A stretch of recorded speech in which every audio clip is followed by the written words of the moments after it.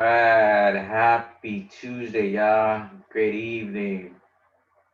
I was trying to go live on YouTube, dude, because my channel has already been flagged and I already had a couple videos removed. I can't go live right now, which pretty much sucks. Not like I have a big audience. The thing is, it's not the fact that I have a big audience or a small audience. The fact remains is this: that they are trying to silence truth. They don't want the truth to be out. They don't want information like the information that is provided to us to be heard. You know what I'm saying? They want to control the flow of information. Therefore, they're coming after everybody on the YT that are putting out information, valuable information. See, we're at a time where this is information. Okay, information right now is key, right? So, of course, if the controllers own these platforms, they're gonna do what they can and the best they can to silence the truth. Okay? So, it is what it is. Good thing that I got Zoom and I'm able to record this in case they do try to not allow this video to be uploaded. I can go ahead and still put it out because I own it. It's recorded. You know what I'm saying? It's sad that that video that I did do live, they took it down, and of course it's gone. Right? I did appeal it, so we'll see. You see, we're gonna be going into a time too where a lot of people in the conscious community, the spiritual community, are really going out to go ahead and create their own platforms. Which honestly, that's what we need because we bring that balance. Remember these platforms that they created are their platforms, man. And the only reason why they created these kind of platforms is to keep people bubbled up. You see, I noticed that there's be a lot of dumb shit on YouTube, and I get it. It's whatever. I'm not here to judge anybody. You know what I'm saying? But there's a lot of stuff that's on YouTube that don't help no one evolve. They don't. They don't. They don't. They're not doing that. They're not doing nothing besides entertaining you. But that shit gets the views. That shit gets the members. You get what I'm saying? The subscribers. You see, we gotta do better as a society, y'all, because here we are. You got someone like me. I'm still new. I'm still new to this platform. You get what I'm saying? But look the work I've done. Where I sat there for fucking 5 hours in just one lecture, dropping nothing but fucking gems, y'all. You get what I'm saying? It is what it is, though. See, like I said, I'm not here to judge no one. I'm not complaining. That's not what I'm doing.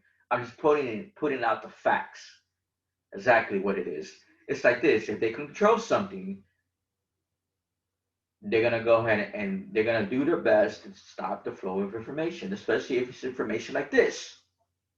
So the reason why I'm doing this today or this evening, tomorrow we're entering so many different energies. Okay, we got a bloody full moon. That's a flower moon that's happening this morning. Okay, and then we have a solar eclipse. All right. So before I get into it, you know, let me call in some of our ancestors, our Aztecs, okay? The ancient original goddesses and gods. You feel what I'm saying? So let's do that. All right? Let's do our ashes. Let's pay homage and our respect to those that came before us and those that gave us the knowledge and wisdom as well. Because the information I'm about to drop is coming from They're from them. It's coming from our ancestors, our bloodlines. You get what I'm saying? So let's go ahead and go into it. Bear with me because some of these names are kind of hard to say. So again, I'm not ashamed to go ahead and struggle a little bit with these words, but I'll do what I can, do the best I can. So let's go into it. All right. So notice I got my water, and every time I do a name, I'm gonna drop water for them, right? So en mochichole, ashe, quatzacochi, ashe, texcalepoca, ashe, hatztila pochele, ashe. Okay, before I continue, let me go ahead and tell you what was their purpose of these gods or goddesses, right? So let's go on with the first one. And before I continue with the rest of them, I'm gonna do that exactly how I'm gonna do it now to give them their meaning, so we can have a better understanding of who these goddesses and gods were. So the first one was Almet Chutle. He's the true Lord, the balance of evil and good, the feminine and masculine sides. Okay, he was the light and the dark. Okay, he also was the main 13. You feel what I'm saying? So it's awesome the fact that he was the Lord of balance, because when I get into this lecture, we're going to be talking a lot about the darkness and light. We're going to be talking a lot about the balances, the masculine, the balances of the feminine and masculine energies. We're going to be talking about the 13. Okay? So the second one is Quetzalcoatl, the Lord of the Dawn. Okay? He's also was the element of water. He's also the planet Venus, the morning star, the most important god of the Aztec gods of Mesoamerica, the god of wind and rain. And those of you that don't know who Quetzalcoatl is, he was a feather serpent god. Okay? And he was also Tahuti, Dot, Hermes, Mercury. Okay? So the next one is Tessa Kolopoka, the god of smoke and mirrors. And this is a very important one too, because when we think about the smoke and mirrors, mirrors is all about reflection. Okay, he's also the lord of magic. He's also the element of water. He also favors shamans, magicians, witches, sorcerers, occultists, and he's also the lord of the crossroads. So he's almost just like, what's his name? The Orisha, what's his name? Ilegua, Lord of the Crossroads. And then we have the fourth one is, this is a difficult one, so bear with me with this one. Hatzileo Pochetle, hope I said that right. The hummingbird of the south, the deity of the Mecca people, the god of the sun. Okay, so he was also the god of war. Okay, the association to warfare, fallen warriors, or spiritual warriors, Lord of War, Spirit, and Sun. Very important God, because he also is like Ra, okay? The sun that feeds his children. A lot of us, are the children of the sun. I represent the serpent people, me being Amic, okay? So, and it's no coincidence that he is number 4. You get what I'm saying? So we could understand that more. I represent the 4, right? That Emperor energy, the god of war, Mars, being a ram, so it really goes in and, ties up together. So our next one is Ex Expetolek, Ashe, our Lord, the flayed one, a deity of agriculture, vegetations, seasons, goldsmiths, and liberations, and death and rebirth, which the death and rebirth would also be considered like the solar plexus, the death of the ego, and the rebirth of the Cristo, the Christ, spirit, the birth, the rebirth of the spirit. Our next one is Telak, okay? Ashe, he who makes things sprout, the supreme deity of rain, the god of rain. Our next one is Chala Cholekyu, the Aztec goddess, Ashe, of collective water on earth, the female protector, deity of navigation, childbirth, and newborn babies.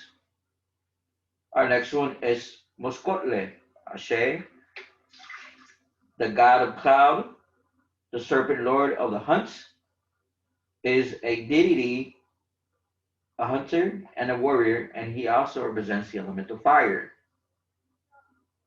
Our next one is Kolekyu, Ashe, goddess, mother of the moon and stars, keeper of the sacred shrine, and she also represents the element of earth. Next one is Exochoquetzla, goddess of beauty, Ashe, sensual love and power, fertility, and arts and crafts. She's favored by people that are young mothers, midwives, healers, feather workers, and she also represents the element of fire. Her planet is Moon. Next one is Mochla Ashe, the lord of the land of the dead, the queen of Metlaka, the Aztec realm of death, deity of the underworld. And this queen lord is also what everybody uses now today, La Santa Muerta, La Santa Muerte. Okay, this is who she is. So let's get her name again right. Mitlatechule. Yeah, seems about right. So his words. Next one is Tunatua Ashe, the turquoise lord of the Aztec god of warriors. So there you are, folks. Those are our Aztec goddesses and gods. So it's good that we pay homage to them, especially today, dealing with a lot of the energies of Mars, the god of war, right? So dealing a lot too with today's the day of solar plexus. When you want to work with your plexus, there's certain days that governs that plexus, and you work with that. I mean, when you work with that chakra, is what I'm trying to say. So that's also the element of fire. Okay, so let's go into it. So tomorrow is the sixth sun in Gemini. Okay, so the Gemini is the twins. Okay. Not only is the twins, but it's the third astrological sign, which will make sense that it's the third astrological sign because remember what I said about the solar plexus? It's the death and rebirth. And the solar plexus is also the representation of the inner sun. See, this is why when you see solar, you see sol. Sol in Spanish is sun. You get what I'm saying? So it's connecting. And the reason why the sixth sun is in Gemini because we are in Gemini season. So this is the twins. This is the twins energy. Okay. And the ruling planet of that sign is Mercury. Mercury also represents Hermes, and this energy is masculine. So we're also dealing with energies of healing, communication, wisdom, and wisdom is also a divine feminine energy. Okay. So when we look at Gemini, we're looking at the balance, the balance, the yin and yang, darkness and light. It's it's us coming into union with ourselves. Okay. So now and then not only that, when you think of the mirror, is when you get those smoking mirrors, you're dealing with reflection of self, the twin faces. Okay. So not only that we have the sun, the sixth sun in Gemini, and this sun was talked about by our ancient ancestors. So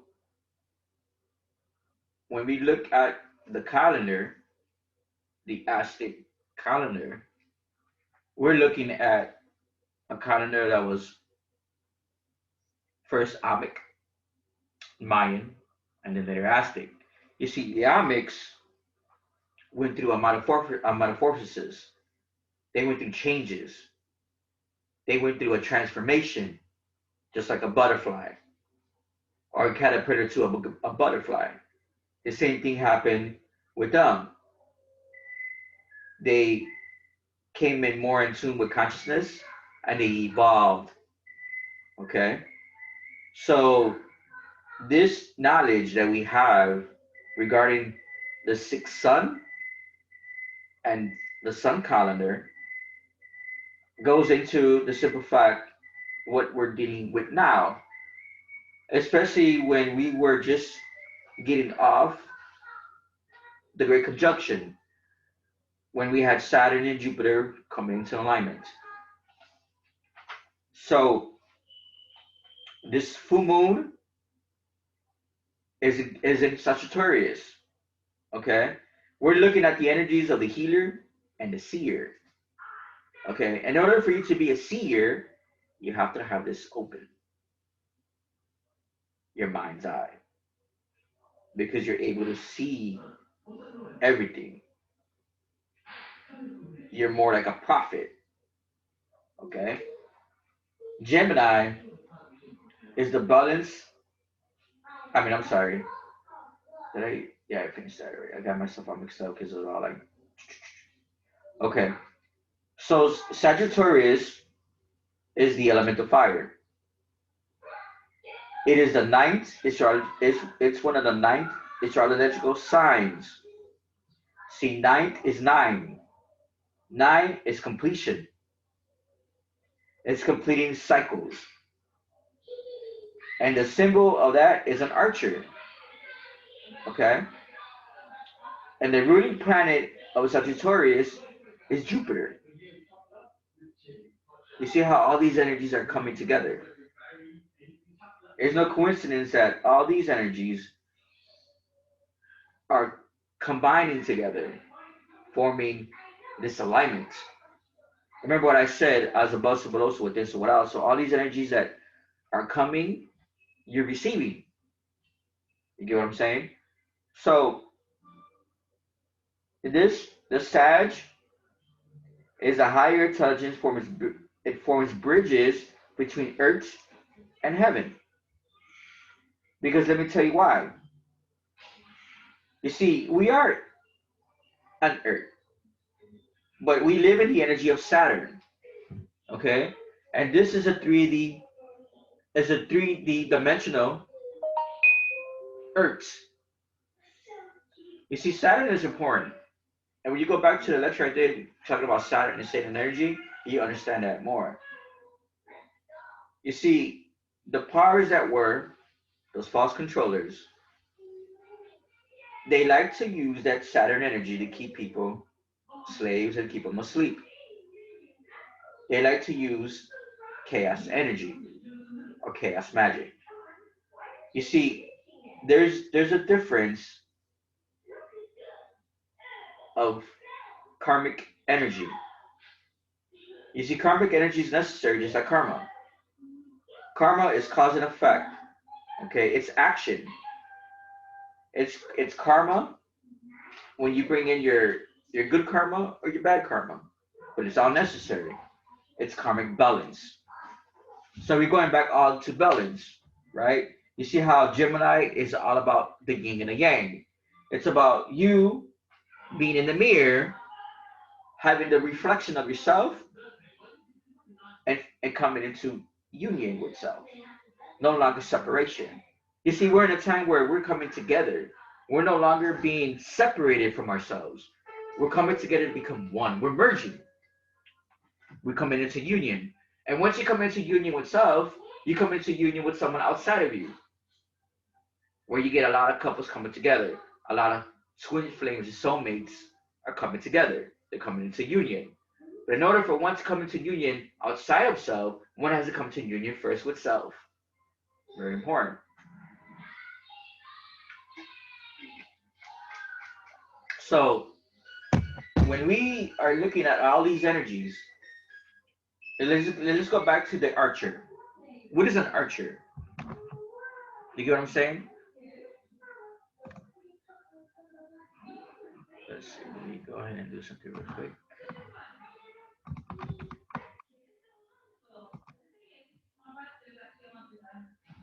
All right, let me show you this real fast.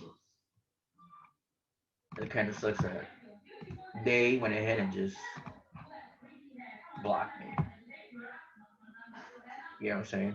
See, it says due to community guidelines, strikes, or copyright issues, you can't live stream at this time. I was like, son of a bitch. You know?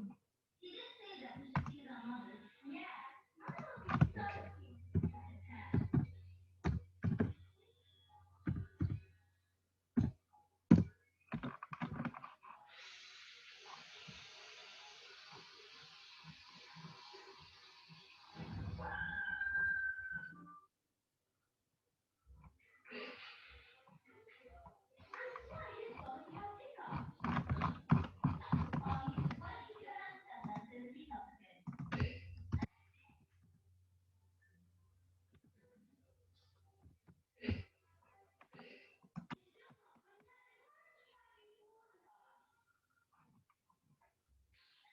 So, let me see, make sure I'm here. Okay. So, what is an archer?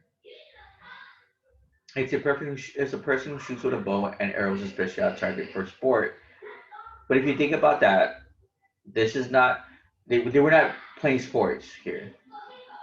We are archering energy.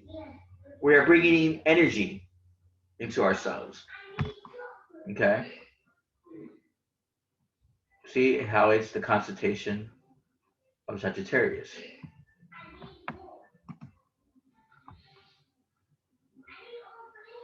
So, you see, so the Sagittarius energy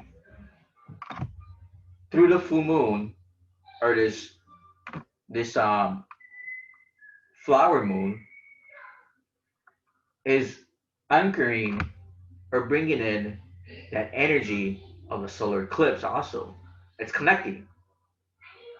It's connecting. It's falling to what? Consultation.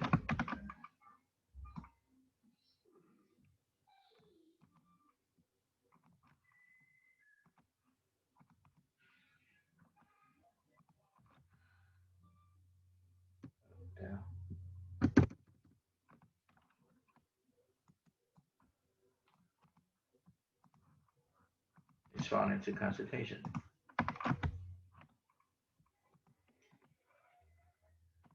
Okay. So, what is consultation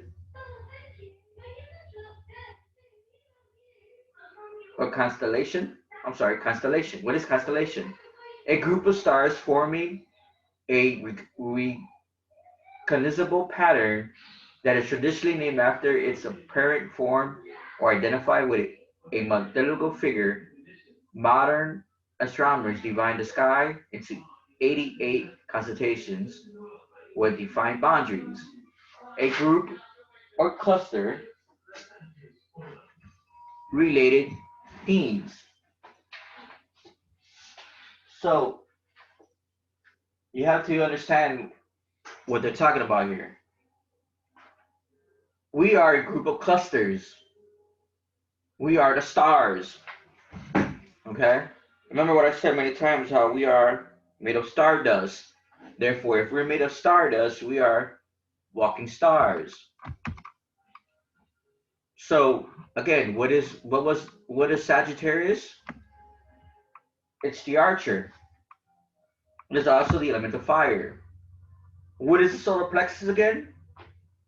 It's the element of fire. You feel what I'm saying? You see how all this is coming together. Now, when we think of Gemini, again, we're dealing with the darkness and light of ourselves. Okay?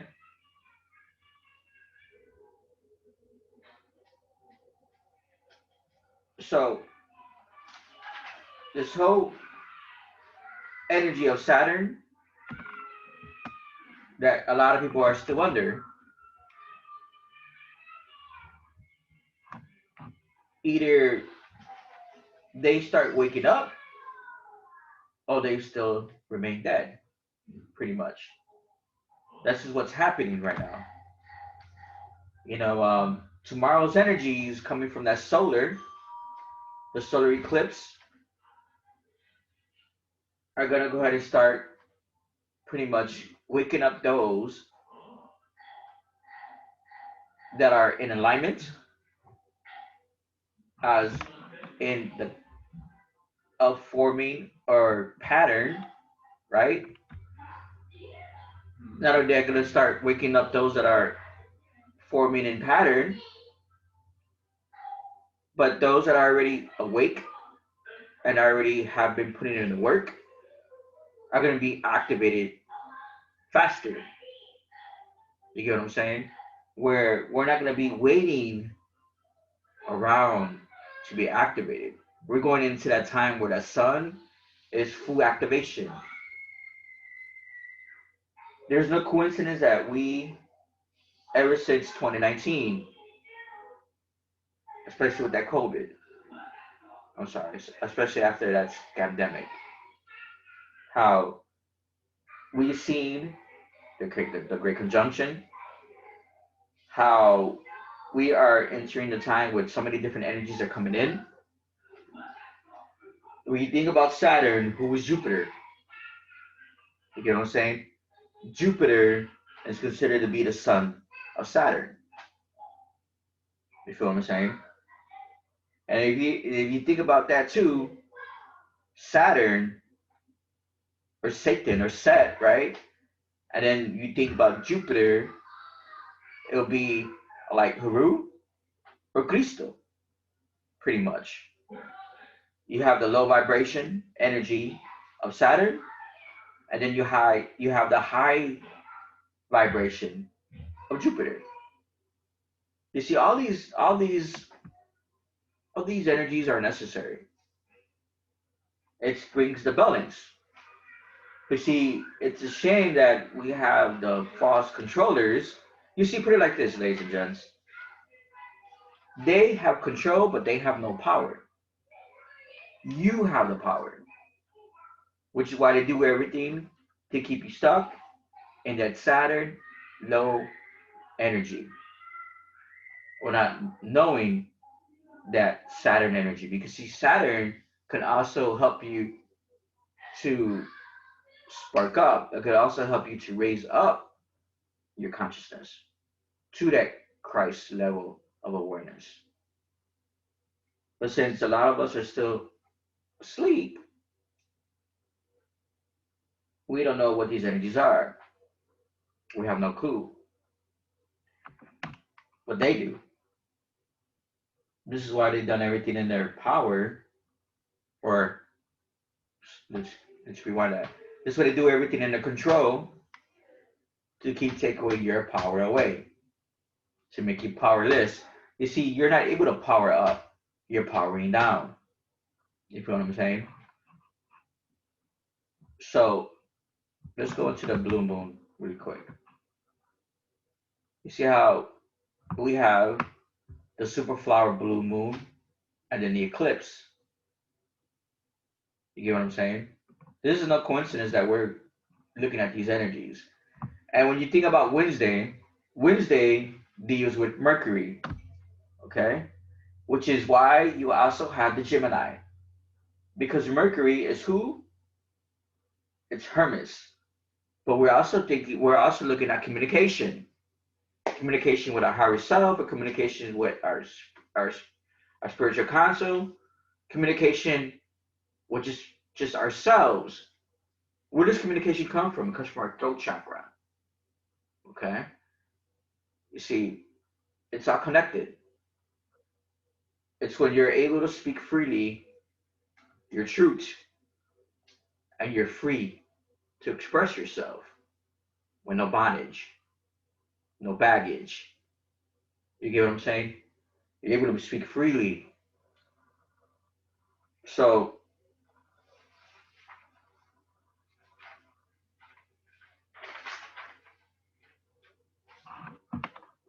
let's just see what this article says here.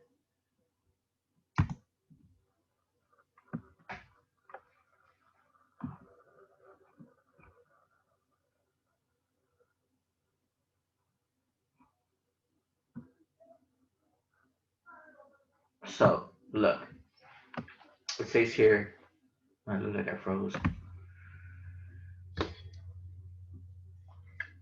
Yep, I'm freezing over here.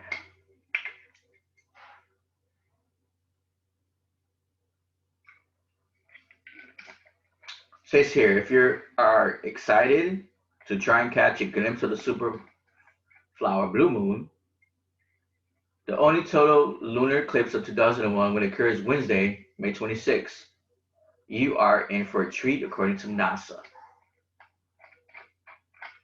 So it says here the total lunar eclipse will begin at 4:47 a.m. EDT, okay, and 8:47 GMT time. You see this starting to fuck over here. I don't have too much stuff open.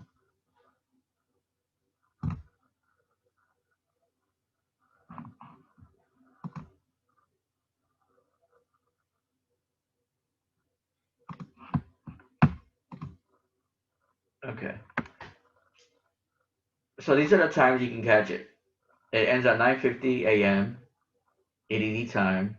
Repeat totally the blue moon stage occurring at 7:16 in the morning EDT.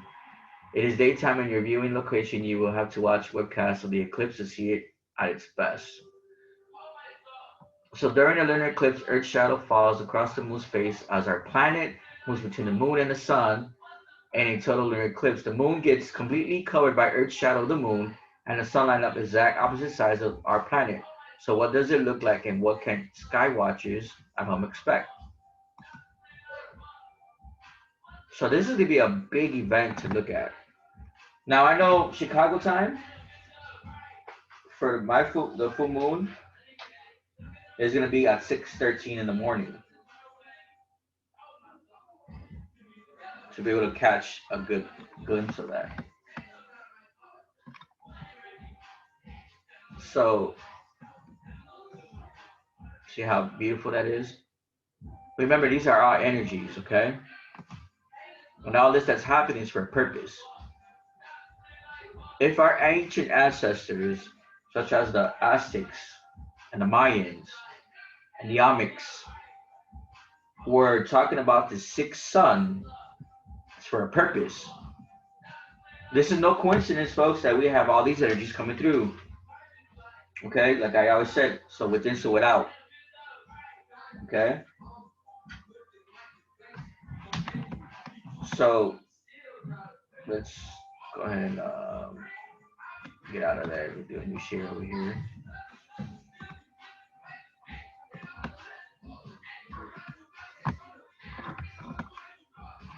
Just gonna close it down. It looks like it's Stalin or some shit. So I know this was written November 10th, okay, 2020. So this says 2021, the heralds of the dawning of a new age, the age of the sixth sun. Okay. So this is a book, and I actually want to get this book too. It's on Amazon. So this is one of the books I want to pick up. So it says the Dawn of the Sixth Sun is the book, the Toltec and the Aztec wisdom tradition of central Mexico regarding time and current transition from one cycle to another was revealed for the very first time. The book was greeted with skepticism, even disbelief, because it gives dates and cycles that differed in many respects from the widely known Mayan calendar. To this day, they are being ignored, even though time has proven that the Mayan calendar too has been badly misinterpreted, particularly with regard to the year 2000 to the year 2012. Well, see, we were in a time group. See, 2012 wasn't then. 2012 is now. It is now. Okay, this is the new age that we're talking about. It is right now. You see, we're not in 2000. I mean, we're not in 2021. We are in 2012. Okay, so it says here at the end of 2012, many people felt somehow disappointed because neither a global catastrophe nor the spiritual rebirth of humanity had taken place on December 21st, because it wasn't on that timeline. It's on this timeline, which why we have all these energies coming in right now, and the simple fact that too that we are getting out the age of ignorance and darkness and entering the age of awareness, which we are already in the age of awareness, meaning that we are in the age of Aquarius. The age of Aquarius is knowing thyself. It's the inner knowing of self. Okay? That's the awakening of humanity, which we've been seeing in numbers that people have been waking up from this fucking spell that these false controllers have put on the humanity for so long. Okay? So for people to really think that the Mayan calendar was wrong or the Aztec calendar was wrong, it happened for a purpose. You get what I'm saying? Because we are in that time now. Okay? We see that these energies, the moon and the solar, how they're coming together. Remember, we just got off the Great Conjunction a few months ago. Okay? So remember how I said about how Gemini and Sagittarius are coming together. Who's the ruler planet of Sagittarius? It's Jupiter. Where you have the father and son rivalry. Okay? It's almost just like going back to Star Wars, right? How Luke was against his father. So, okay, let's go. Keep my reading here. So it says at the end of 2012, many people felt somehow disappointed because neither a global catastrophe nor the spiritual rebirth of humanity had taken place on December 21st.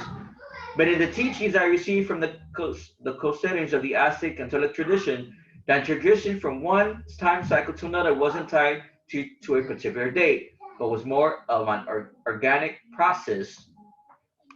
It was a big process. Nature herself illustrates this process every day. At dawn, darkness prevails, and little by little, light starts breaking through until night turns to day, according to Toltec monastic wisdom. One time cycle gives way to another in exactly the same way. Okay? These time cycles are known as suns. Each lasts or reigns for 6,625 years, within 29 years being shared with the previous sun and the following sun during each transition.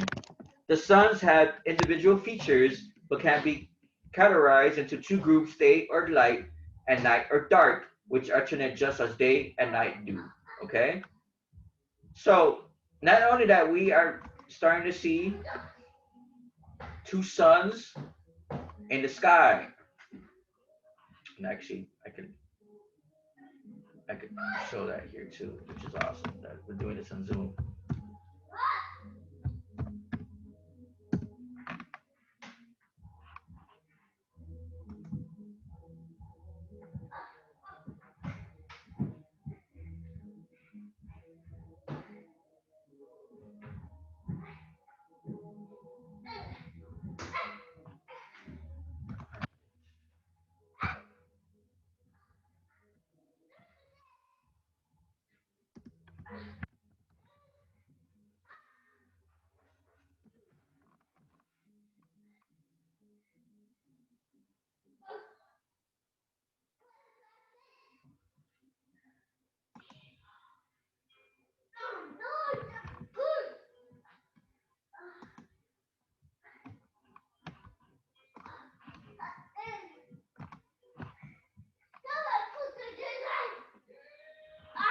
Okay.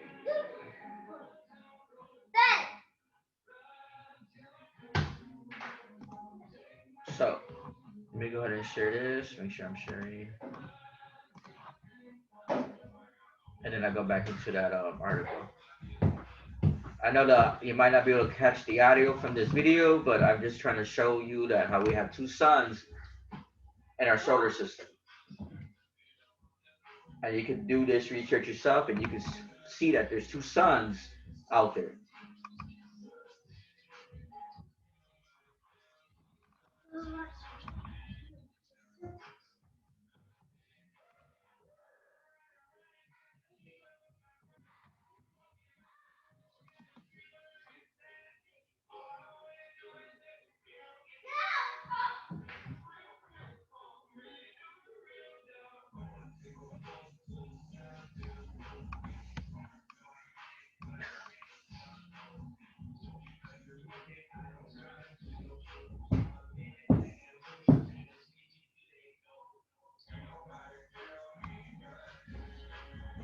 Uh, they're really fucking with my shit, huh?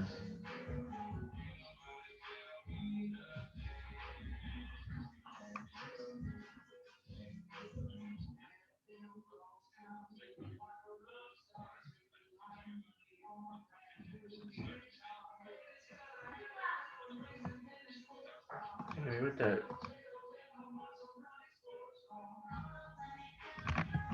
Where's the sun at? I mean,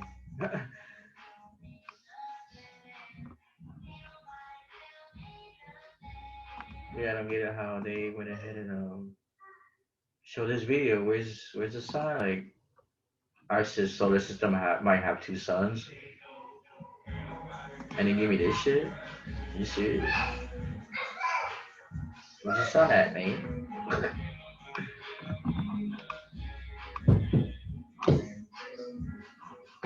This is crazy, y'all. It's like this shit is slow as shit.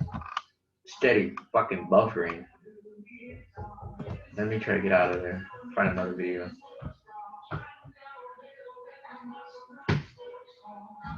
Yeah, because this is making it doesn't make any sense.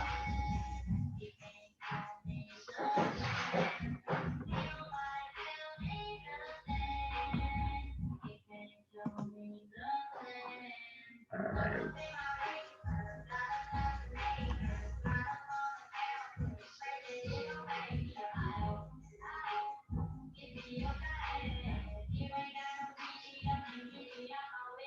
Anyway, you see all these videos, okay?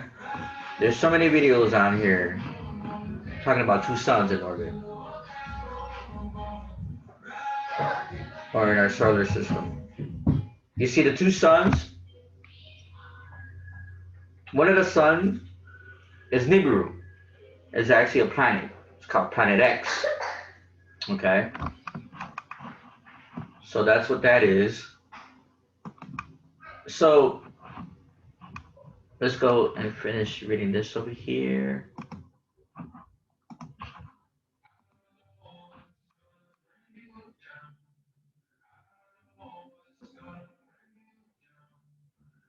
So it says, metaphorically speaking, this refers to the fact that during the day when we are awake, our physical eyes are open and we are looking outward into the light, right?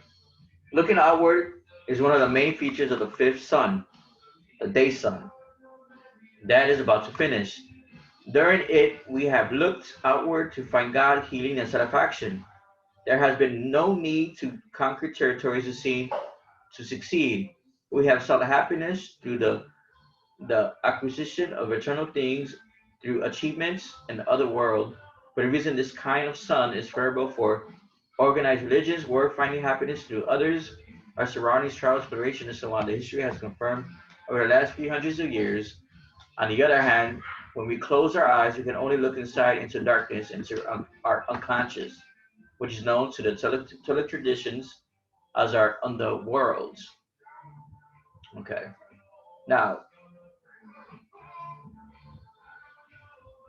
now, I don't agree with everything he's saying down here. This is just his metaphorically speaking opinion. Now, the reason why our ancestors and ourselves have been so disconnected to ourselves is because this God right here. And looking out external to a God instead of looking internal to the God that you are or goddess that you are.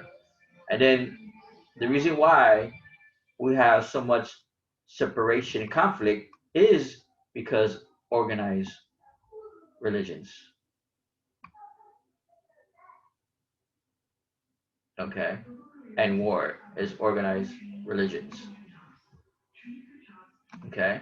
You see, the sun is all about, it's about journeying. It's all about connection. It's all about healing. It's all about traveling. When I think about the sun, I'm thinking about also Torah.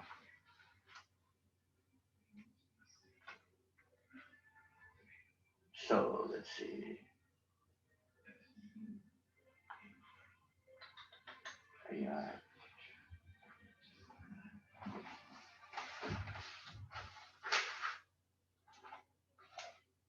So I think about the sun, I think about Torah, right? The sun card.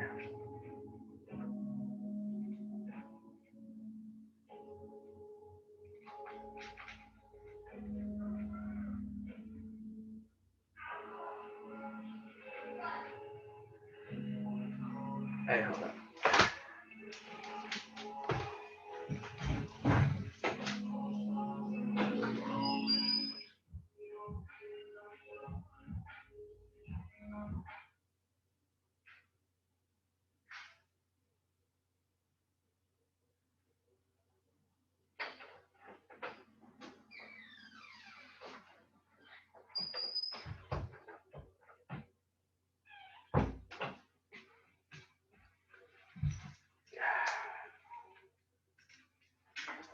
Okay.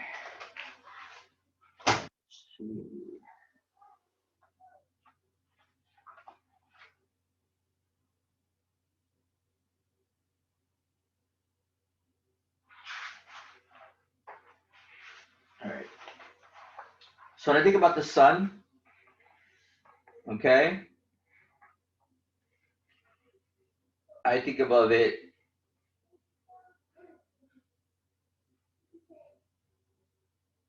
as good fortune, basically. Okay, it's good fortune. It is, like I said, journeying. Okay, it brings travel. It's about embracing your inner self. It's nourishing.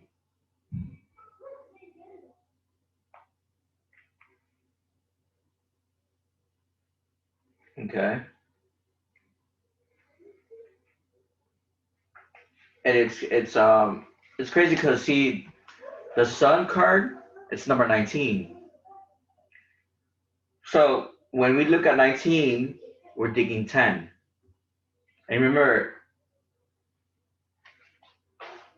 you see how when we look at these numbers, especially number 10, you see binary.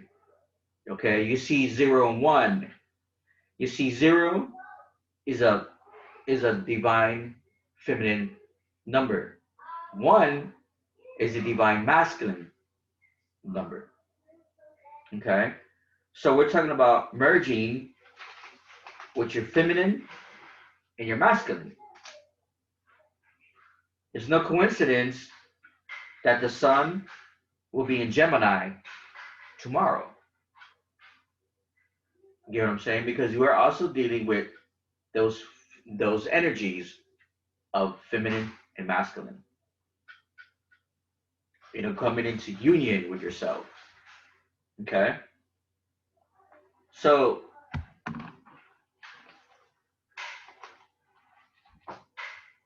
say finding happiness through others, surrounding travel, exploration, right? Travel. Okay? So on the other hand, when we close our eyes, we can only look inside into darkness, into our unconscious, which is known in the Celtic tradition as our underworlds. Okay? The places where our dreams create our experience in the waking world. There we see the forces that we are unable to see in daylight. Okay? So when you talk about seeing the forces that we cannot see in daylight, because see, here's the thing. A lot of us can't see clearly, even with these two eyes. We are being limited through vision. The only way to see things clearly is you have to have an open eye. I'll talk about an open mind's eye, which it doesn't is no coincidence that when we think of the sixth sun, we are talking about the sixth chakra. Okay.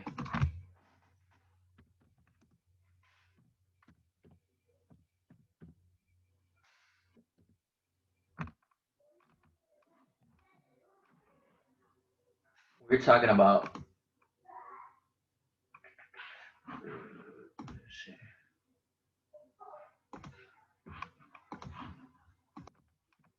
we are talking about the mind's eye. You see, I don't like to use the third eye no more because the third eye is actually your solar plexus. Okay, you feel what I'm saying? Because look at this. You see the eye? You see that? So it is what is located in the forehead above the melting point of two eyebrows. It's the main color. It's purple. The element is associated with it. It's light. The element light.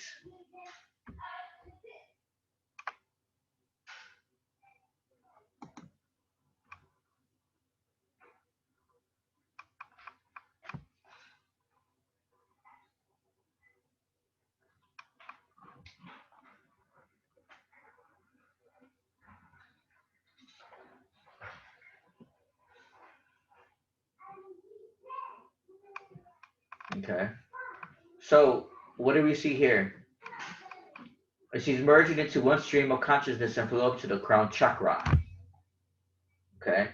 Transformation of the individual consciousness is brought about by merging of the three great nadis, also the seat of the inner guru, okay, which is the source of the inner guidance in the eye of intuition, through which one enters the astral and psychic dimensions of consciousness and receives revelations and insight. You see, it's like the prophet, the seer, right? The Sagittarius energy that's coming from the full moon. Get what I'm saying?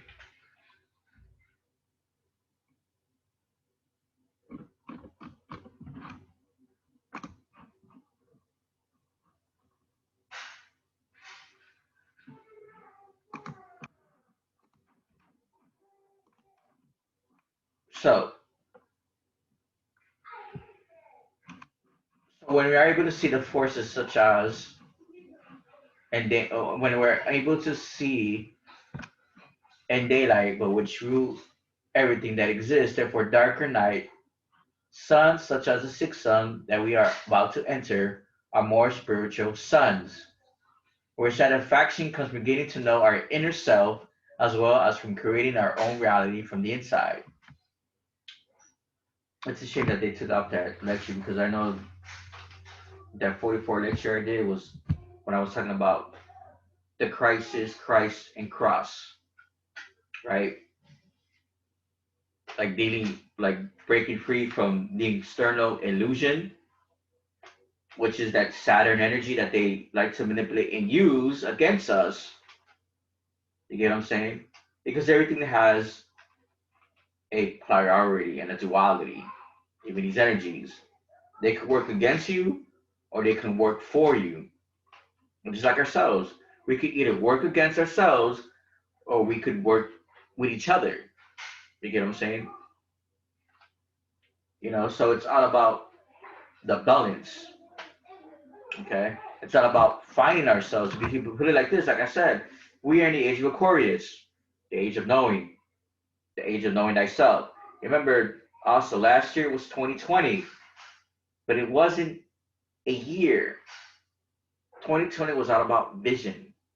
The vision coming from where? From your inner eye.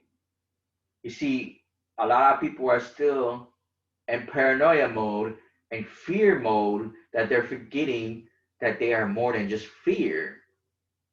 Fear is the lowest vibration on this planet, which why those inorganic ones or those powers that were used fear to keep you stuck in limbo, to trap you, because they don't want you receiving the information. They don't want you receiving the sun. Why do you think they're trying to block the sun? Why do you think they've been trying to spray the skies for so long?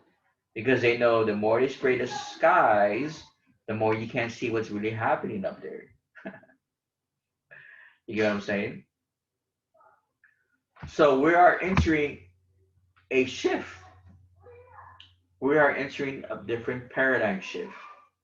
We are entering a different time frame.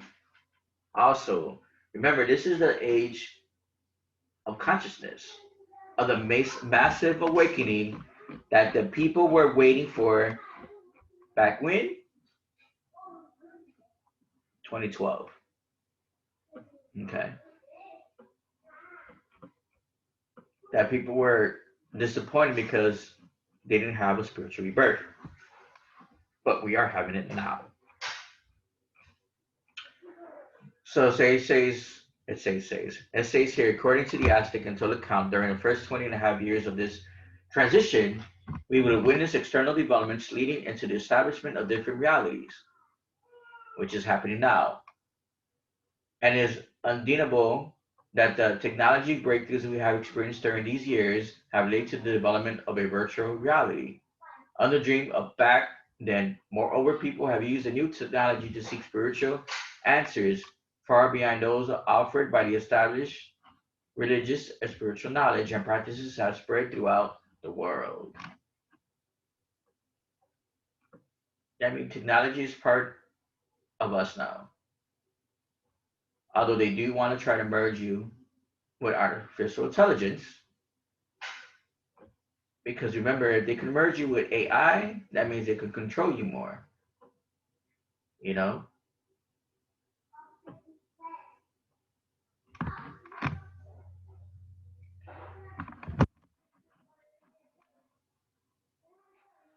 so the speed which has happened and the fast forward movement in communication and our lives in general are also clear features of dream world in which one we are lucid, that is aware that we are dreaming. We're not even dreaming anymore. We are traveling.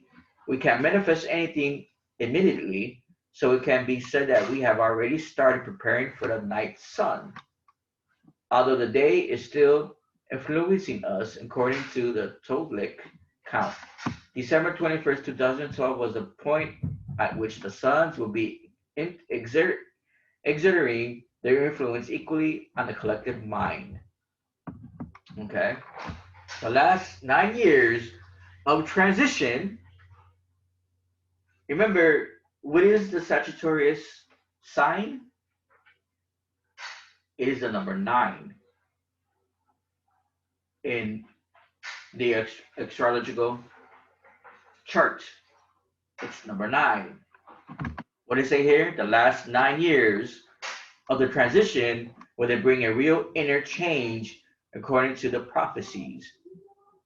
What, again, what is the Sag? The seer. I cannot make this up. The seer, okay? Prophecies, right? Made or visioned by a prophet. A prophet is also a seer, okay? Because everything that had been hidden will come to light, and that's what we've seen a lot last year. A lot of things that were hidden were coming to light, okay? We've seen it with politics, religion. We've seen it with the pedophilia. We've seen it. We've seen how dark it's gotten with the government. We've seen how the clones are. We're starting to see more clones. Um, they can't hide nothing no more. If anything, the sun. If we are right in our predictions, the sun is gonna be pretty much taking off the skin of these daywalkers that have skin on their bodies. Underneath that skin, they're reptilian. Okay? So that sun is going to be shedding that skin. If anything, that sun is their enemy, which is why they stay hidden in the inner earth. You see, if you think about vampire movies, weren't the vampires scared of the sun? The sun would dissolve their body, it would just destroy their body, bringing it back to what? Ashes. Okay?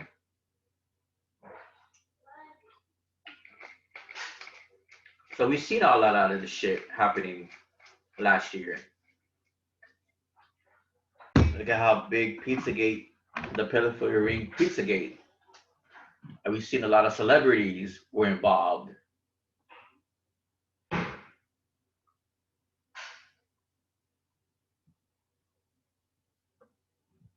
Okay, so among the teachings I received was that day sons tend to be masculine forces are in control and often repressing feminine forces,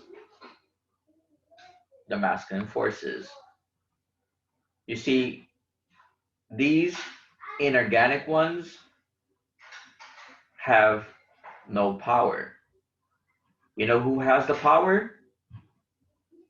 The feminine forces, which is why they like to manipulate that energy and belittle that energy, especially Mother. And I did see her somewhere in here. Where's she at? Mother Earth. Okay. So the energies are in balance. In balance. These energies are in balance. What is Gemini? Gemini brings balance. It also brings what? The binary numbers of 10. Because the sun card in Torah is 19. It brings the balances of these energies. Okay?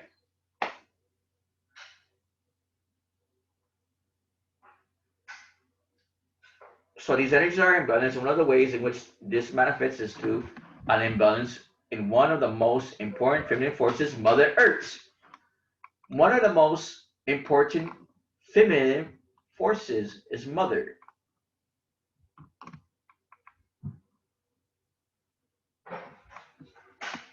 In form of viruses and bacteria. Remember, the lambda is also bacteria. It is also virus.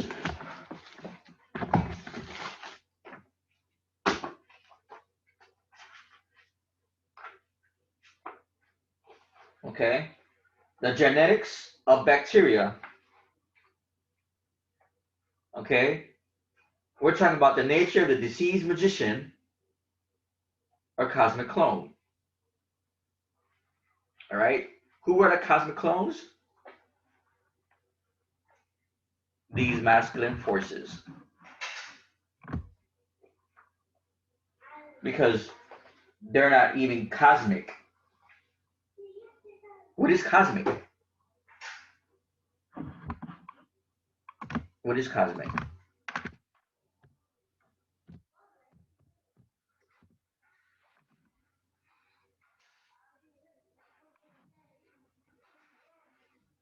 It's relating to the universe or cosmos, which we are part of that cosmic.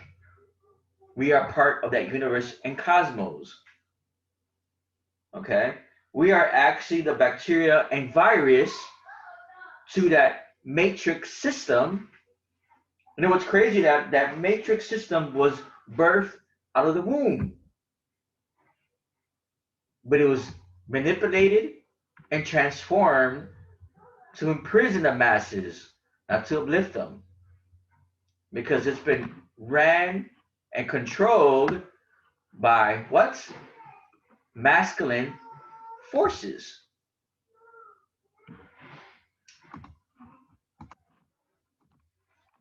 Okay? So, let me just read this real quick, coming out of the ISIS thesis. And this is no coincidence, that was chapter 9. Okay, what is 9 again? Completion. Right? It's linked to what? Sagittarius. Okay, a bacterium is a single-celled microscopic plant-like organism lacking in nucleus, remembering the Paras motto of the earth, dung ball, and sun beetle. The sun beetle. When I think of this, when I look at this, the sun beetle, I'm thinking about beetle geese, the star. Okay, which we have clarified by assigning the sun beetle the value of the Phaage, the lambda, and the earth dung ball the value of E. coli bacterium. It is important to understand the DNA sequence for bacteria. The bacterial genome is small and highly organized, whereas 95 to 97% of the human genome has known function. Why is that, Miguel? Known function? Because we have inactive DNA that's not functioning. Why do you think they created a virus that was man-made by masculine forces, that wasn't made by the creative forces or by the cosmos? We are the fucking virus. We are the bacteria. Because we are connected to who? To Mother Earth, that forms viruses and bacteria. Going back to Gemini, the element of air. Your heart chakra is the element of air. It is also the connection to mother, to mama. Okay? And it's also the connection to earth. Your outer earth and your inner earth. You feel what I'm saying? So, just going back to what Agent Smith told Neo, that use humans are the virus. You know what I'm saying? So the bacterial genome is small and highly organized, right? It's a human genome has no function, all right? The bacterial genes have regulated sections of DNA organized into the operon units that control transcription, okay?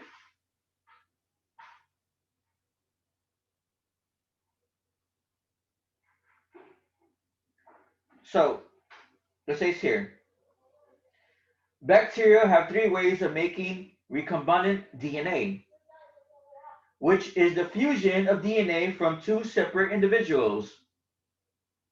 They are transformation, transduction, and conjugation. The abundant specifically states that the sun god will make his transformations. Right? Who was the sun god? Who was the sun god in Aztec mythology?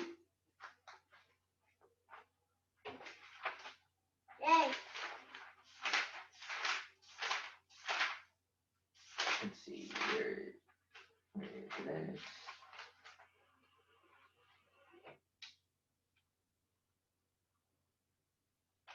He was the fourth god that had what? I'm sorry, fucking words, man. He had Pochitle, okay? Or going back to ancient Kemet, the sun god Ra, which is a lot easier to say. But we got to give props to our ancient gods, okay? Recognize them. So the sun god will make his transformations. What transformation is he making? He's delivering codes to the children of the sun to awaken what? Your known your Jimbo that has no known function, right? The what they call it? Your non-active DNA.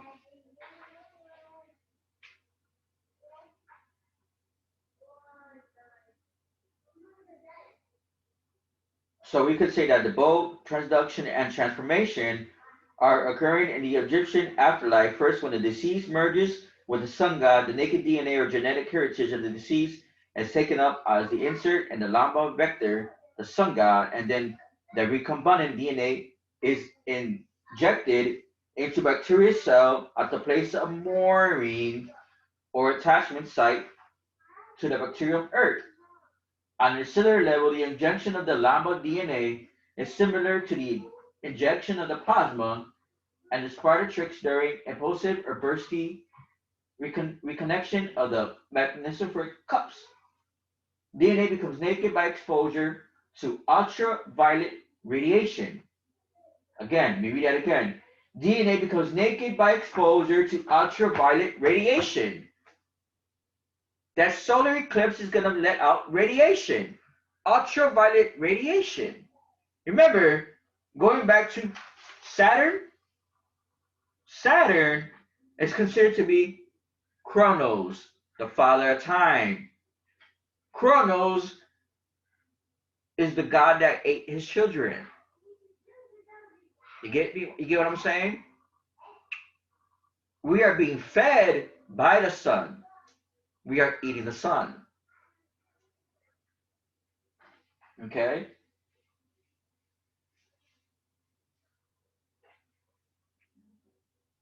So we are receiving this ultraviolet radiation. There is no coincidence that they created this this scandemic for a purpose. Okay? Because what is this pandemic or scandemic doing? It's attacking your lungs. Your lungs is by your heart. Your lungs is air. Element of air. You see how this is all coming to play now? Again, what is the corona? It's the crown. Okay? Now let's go here.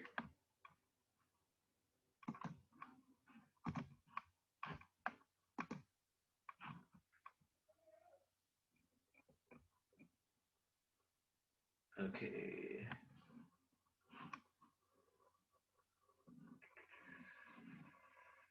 See? It's the stream of consciousness and flow up to the crown chakra. Your crown chakra is the connection to the ethers, to your higher self, and to the heavens. Okay? It's the element of light.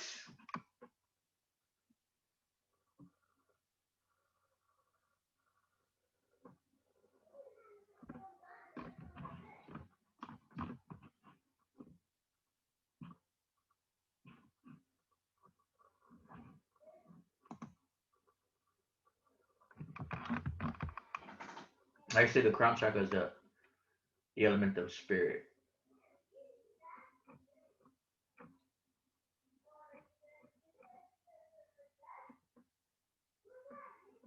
See the center at the top of the head, right? Okay. It's the pineal gland. What is the spiritual function? It's enlightenment, unity, and liberation. You see a lot of you saying free. You hear what I'm saying? A lot of people are still stuck in what? That Saturn energy.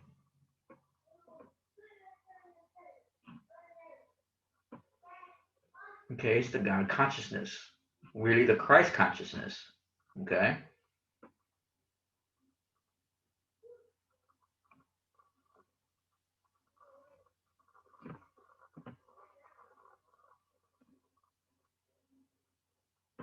You see, yeah. So it's cosmos, pure light, and source of creation. Cosmos. You know what I'm saying? What we were just reading about cosmos? Cosmic. Universe or cosmos. See that? Okay?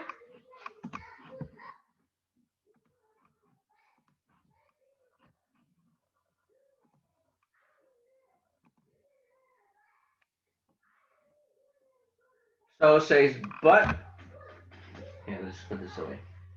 Because we already understand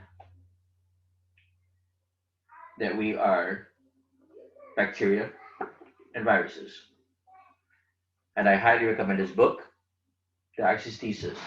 You find this on Amazon. All right, so, but the most important part, or the most important points I made in, which I reiterate here, is that during the transition time, we should not be deceived by illusion or fall into the trap of fear and collective suffering. And there's a lot of people are falling into the trap of fear because they're allowing a government energy or system that's not present in their life control them. And how is that doing that? How are they doing that? They're using the television set. The television is telling lies to your vision. Okay? It's having you stuck in fear. And for that fear, you're not coming online. You're not connecting. Okay?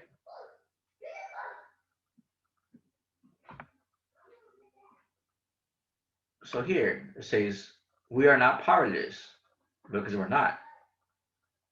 We're just, a lot of us are just not powered on.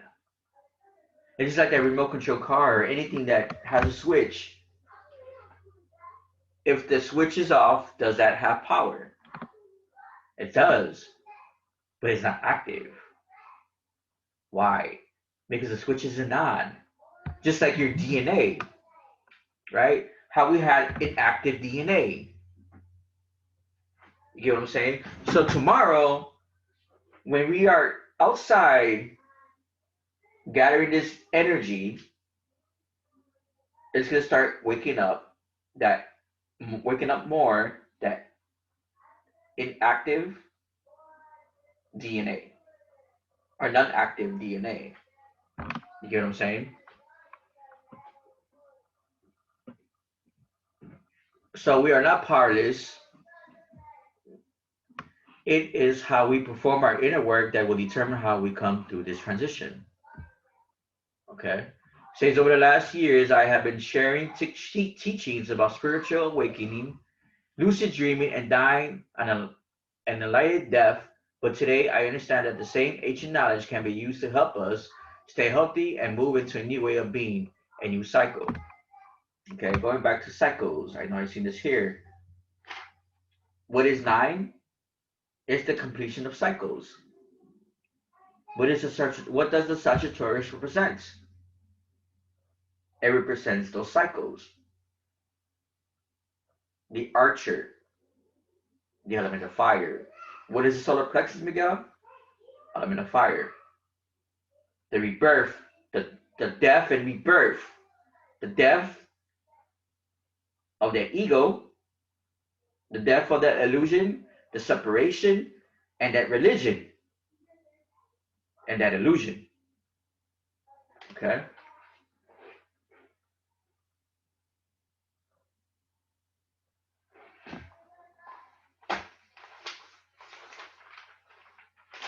And this is another study, right? I'm gonna go over to go over there. What?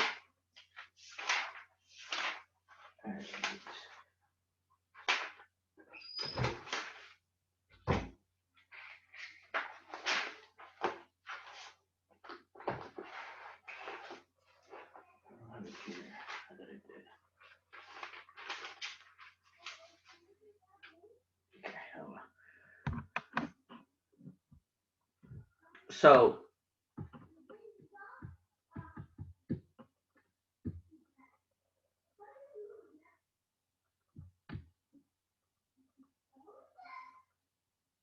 so that's why the last Aztec,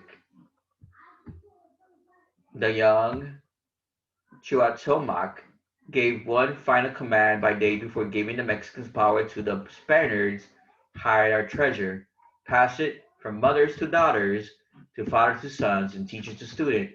Keep it safe because it will be needed with the coming of the sixth son, when what he meant by treasure was not gold as it was thought at the time, but knowledge. You see, knowledge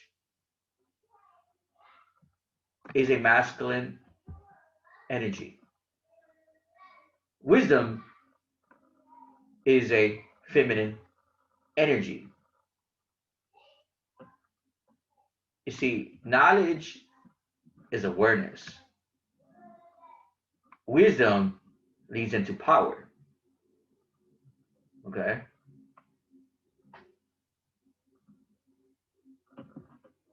And what is the knowledge? It's basically talking about knowing, the knowing of yourself. Okay? This is what we're talking about. Knowing of you. You know, the knowledge you have within your blood, your DNA, your bloodlines. Okay. So the ancient people of Mexico knew of tiny particles of matter, from atoms to viruses to bacteria, and called them Michtons. According to the ancient tradition, there are four different types of fire, and our immune system works with one of these, the young fire, to fight viruses and bacteria. The masculine type of fire, however, we also need another type, the female fire, which is in charge of tackling what is about to come. All right?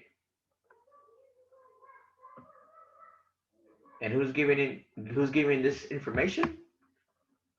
A fire sign. This is my first time reading this too.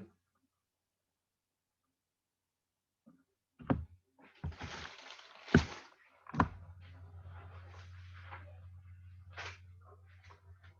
think I should get that. Hold on, let me go get something real quick.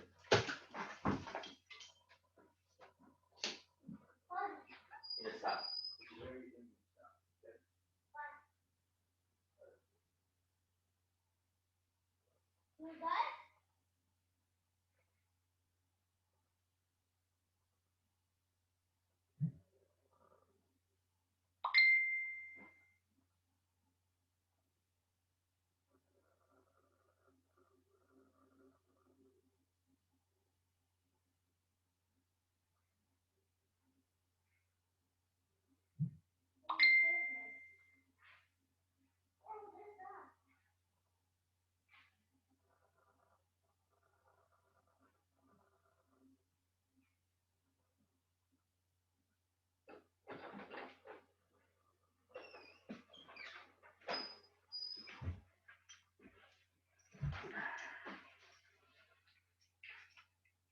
Yeah, so there's just some things that I want to. I couldn't find this paper, so I make sure that I had it there.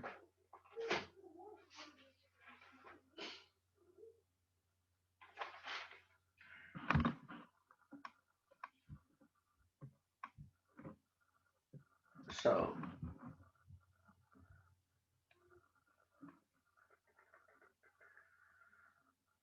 see four types of fire, and our immune system works with one of these young fire to fight viruses.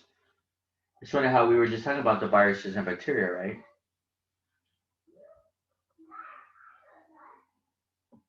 The atoms to viruses to bacteria. Matter. Matter is energy.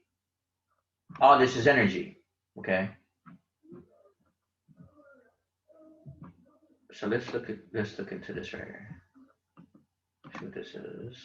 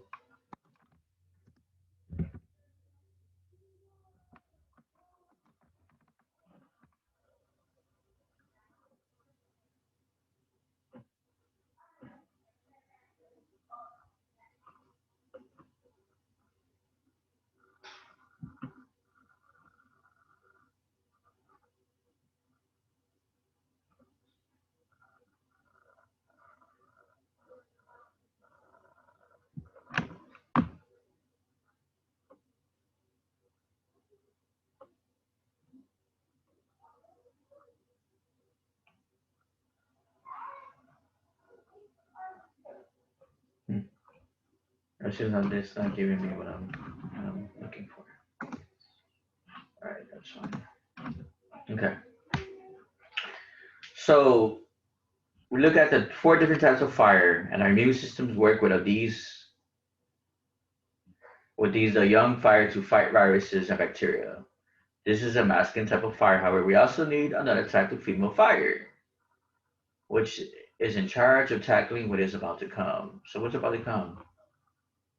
We also need to activate the fire of knowledge, the ancient fire known as He, the Hutulute in our tradition to eliminate the dark times we are living in. This type of fire enables us to have lucid dreams and benefit from them because in our dreams we create our waking experiences. For example, pandemics are normally related to violent dreams in the collective mind of humanity. These dreams were instrumental in creating the coronavirus pandemic as well as many of our environmental problems, which makes sense because look what they do with TV. Okay, put it like this: the horror movies. You see, those inorganic ones are into sorcery. They're into magic. They're into dark magic. So a lot of them are warlocks, witches, and so forth. The magicians. So when you looking at a horror movie, you're looking at demons really working in that movie. Okay, you're looking at spirits that you can't see. Therefore, they are broadcasting. Okay, what is broadcasting? You know what I'm saying?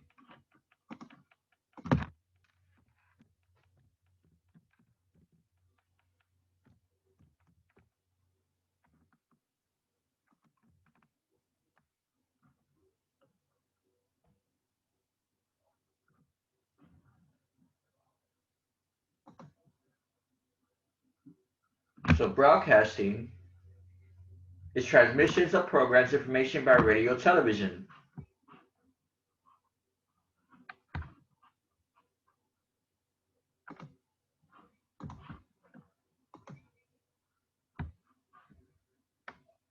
Okay.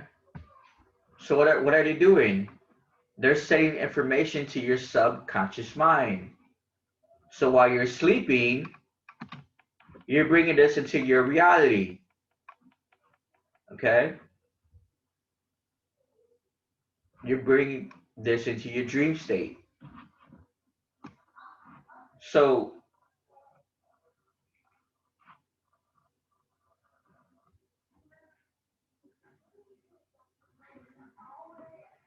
and now let's also look into channeling, because doesn't the TV have channels? Channels are also portals.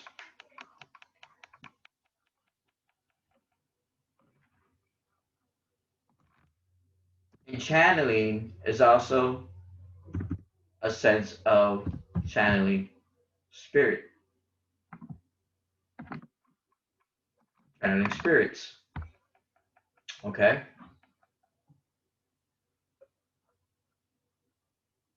you see, serve as a medium or spirit. It's a spirit. Get what I'm saying?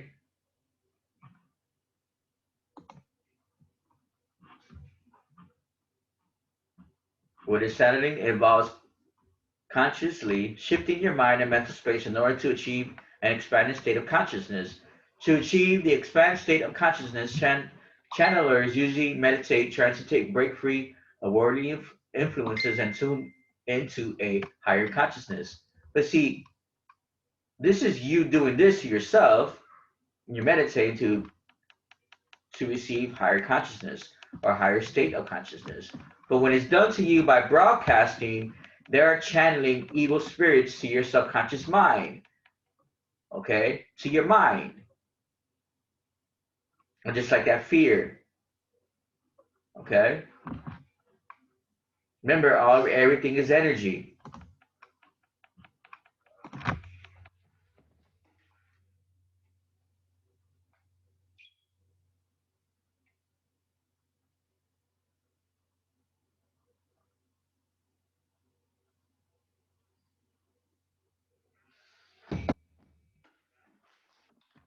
So,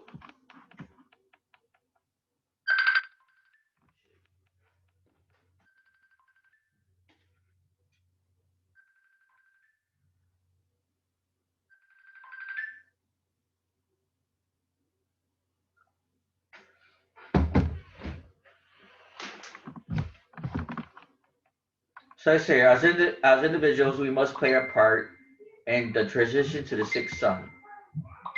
Okay, so he's was pretty much promoting this book, which is not bad, and I'm sure there's a lot of good information in this book. So this is where we at, and the sixth sun is a real event.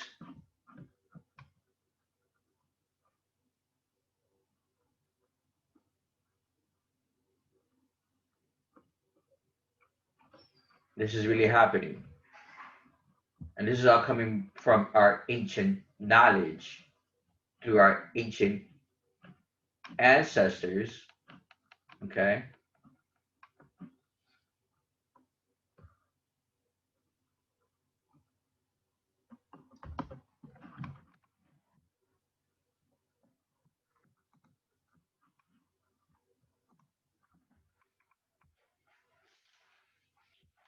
So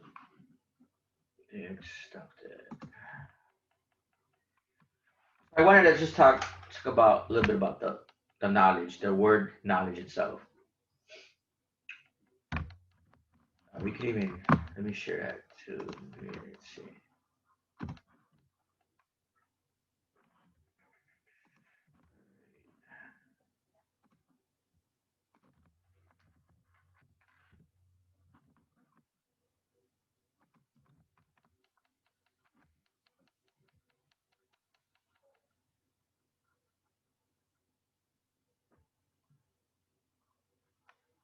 Okay. So knowledge. Oh wait a minute. It's knowing. Right. Right. I could have sworn I said knowledge.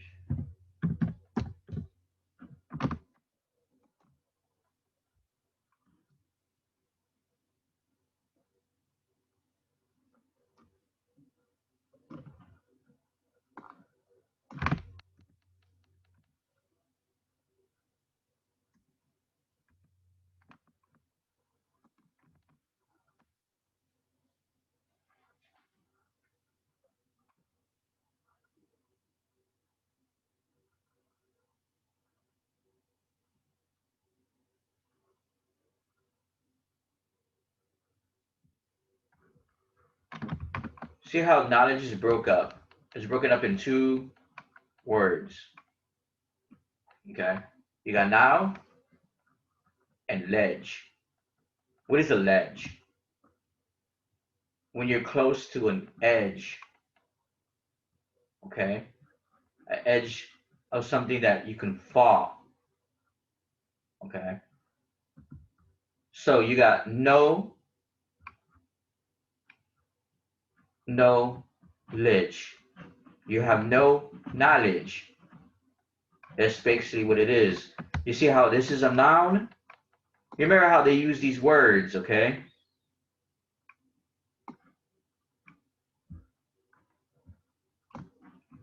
Knowledge, okay? It's knowledge, all right? So this is a noun, right? What is a noun? A person, place, or thing, okay? So, and what kind of noun would this be? It's not a person, it's not a place, it's a thing, right? It doesn't have action, okay?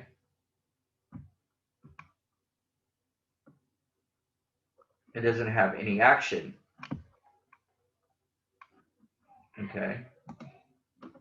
What is a noun?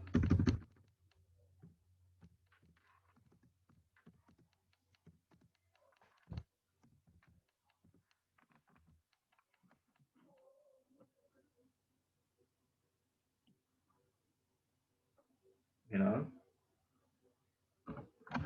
So, what is a verb?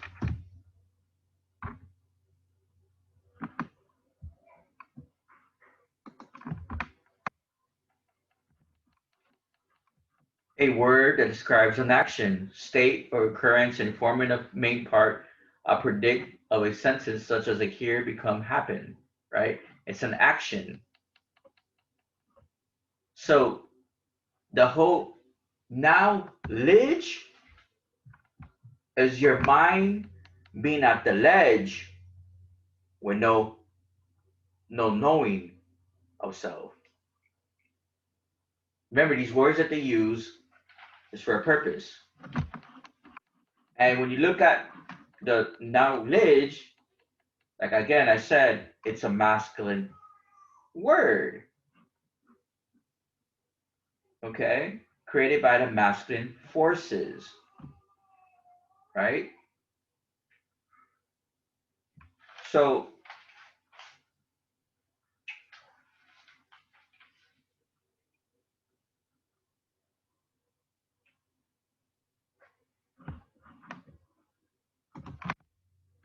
so what is knowing?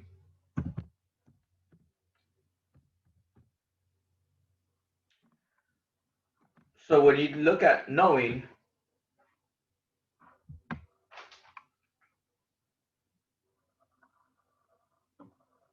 it's an objective.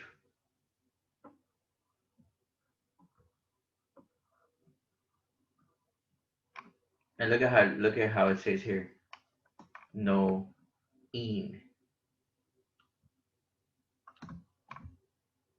Okay. You see how it's broken up?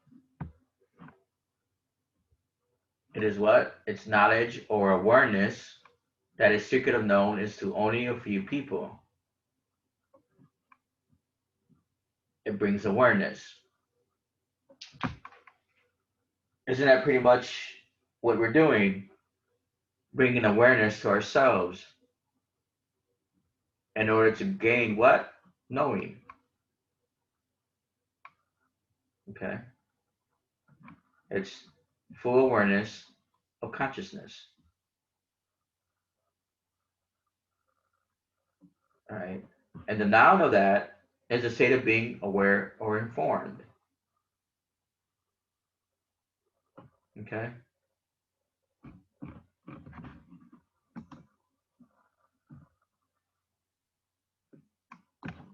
What does ing mean?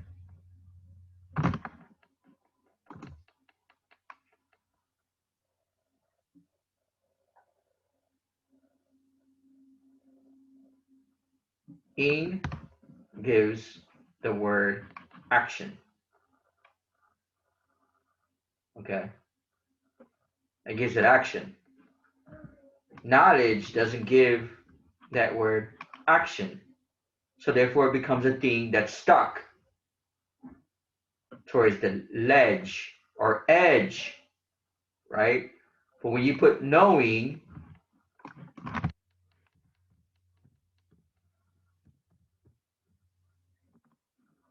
is action. You see?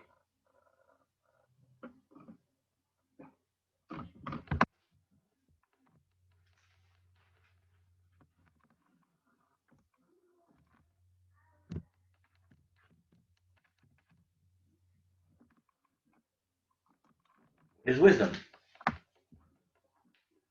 Wise. Wise. Okay? Dumb. DOM is dome. The dome. What is a dome? Your consciousness.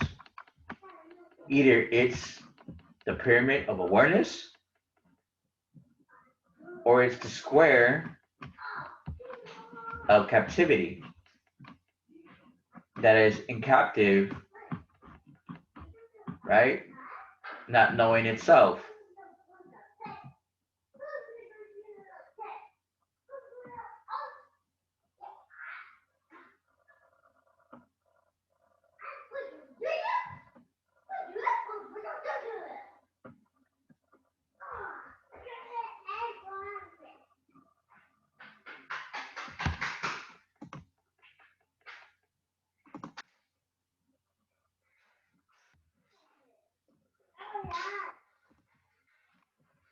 Just looking to what's the real meaning of wisdom.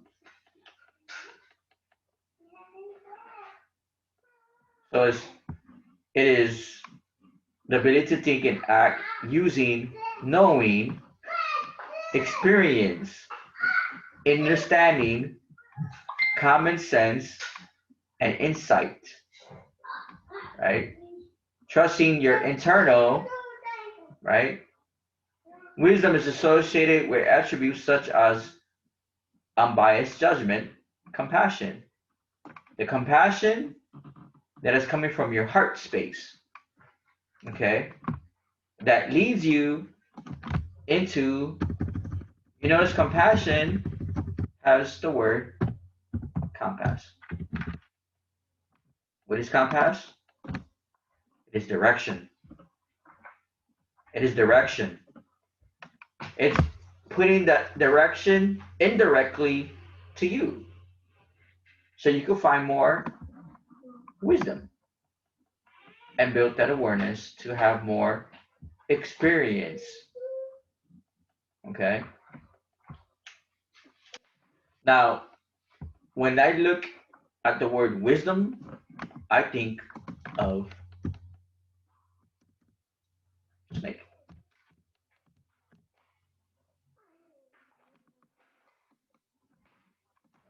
I'm thinking.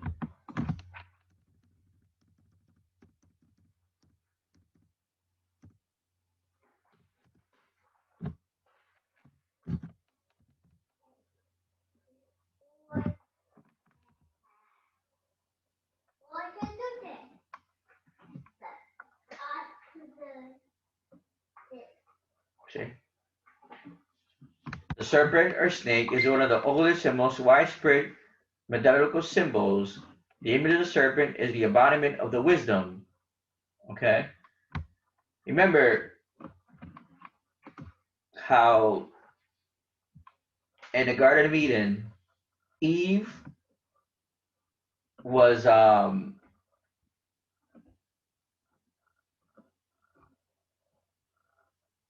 was pretty much being fooled by the snake, right? To eat the apple. The apple was coming off the tree of life. Okay? The snake represented wisdom. You see how you have this sign right here? This symbol right there, too, is part of Mercury, Hermes. And we'll get into that right now.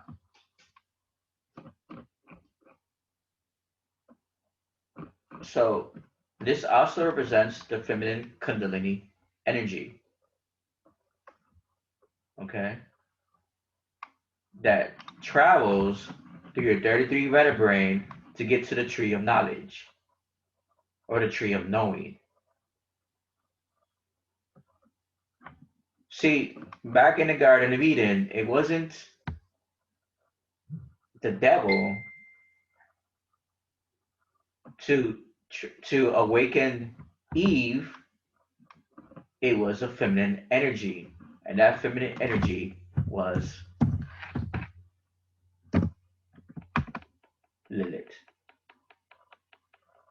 Okay, Adam's first wife. It wasn't no devil or masculine energy. She came in to awaken Eve to her true power. And what was that true power? Wisdom. Okay? That was the true power, was wisdom. Knowing is just awareness. Knowing is key. But the wisdom is the door to power.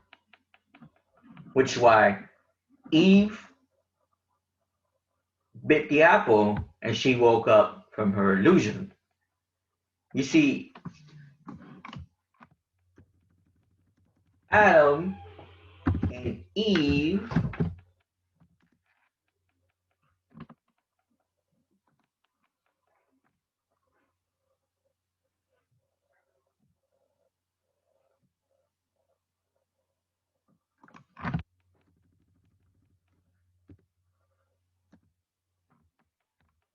was pretty much a story. You see, the apple was coming off the tree of life. Why do you think the red? Why do you think the apple was red? Because the red apple represents your root chakra. Okay,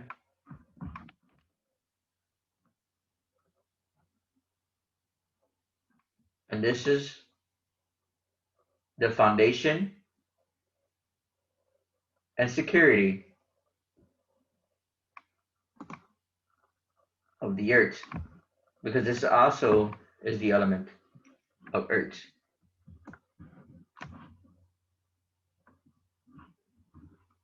Let's see if I can zoom it in a little bit.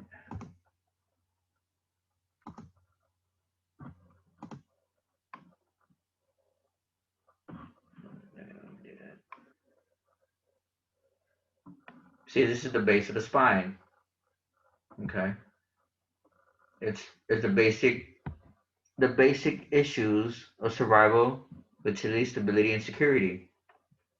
Okay, that's when you feel grounded. Remember, the latter of security and stability that people seek is coming from a job that is also coming from Saturn, right? The father of time, where the children are sacrificing their time for a paycheck. Okay, that's not the true abundance. The true abundance is where you're able to create your work and really create your abundance. Many are still tied up with that Saturn energy and don't realize what all that is. Okay, you're exchanging energy. Why people are are pretty much miserable because Monday and they're thanking God for Friday. This is why you have the weekend, because by the week's end, you're already weak because you don't have no energy because you already put in all your time and your energy to the job. You got to understand these words. We have to understand these energies. Go back to that Saturn lecture I did, and you see what I was talking about, the whole Saturn ascendant energy. Notice why the root is red. Isn't the devil red? You know what I'm saying? So we need to get out of the roots in order to get to the wisdom, right? That snake needs to go up to 33 vertebrae to open up the mind's eye and to open up the crown.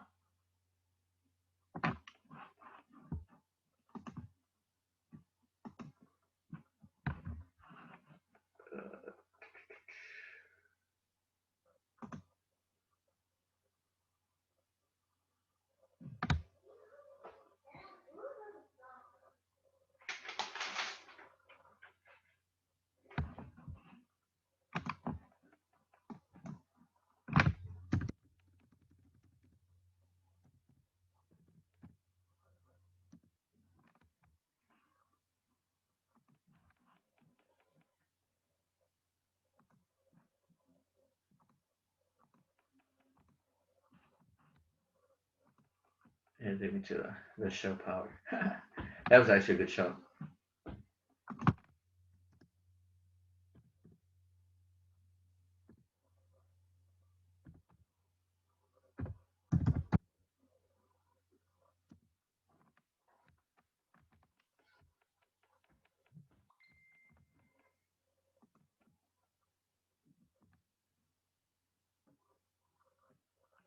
So this is what the organic ones do with their control. Okay. Look, possession of control, authority, or influence over others. That is what power stands for. Okay.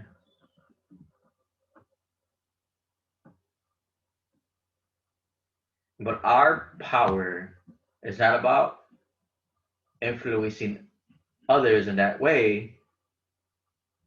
Our power is about influencing ourselves and stepping away of that position of control by the authority that influences us to keep us where? In fear. Okay?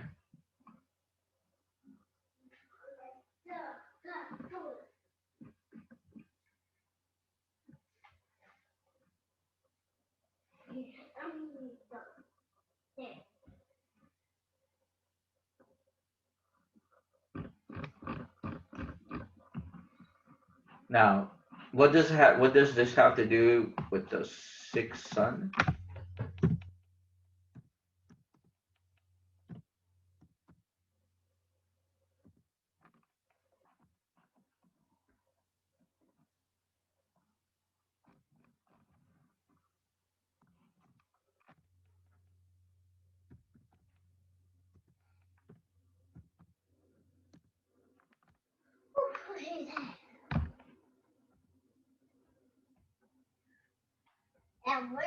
It's about the shift and the influences that we gather from both suns. You see, when we're talking about both suns, we're also talking about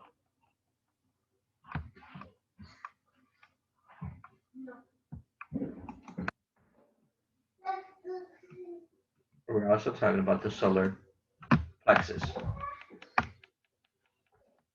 So in reality, if we have two suns in our solar system, there's a third. You know what that third one is? It is you, your third chakra. Okay? Solar is sun, sol, right? It is sol.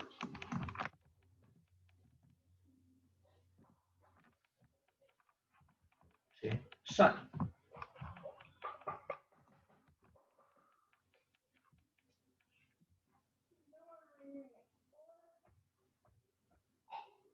And this is the third chakra. So, what is the Gemini? It's the third astrological sign. It's the third astrological sign that is linked to what? To the solar plexus, and is the rooted planet of Mercury.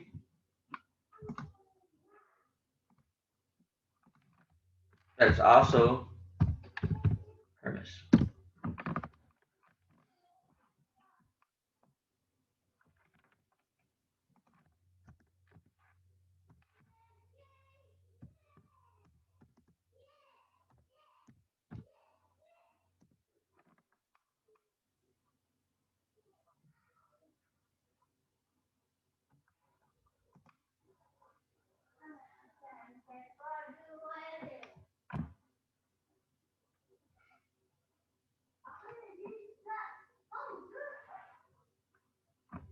Do you see his staff? The snakes. What does the snakes represent? Wisdom. It also represents power. Okay. Look at the hoodie over here. See?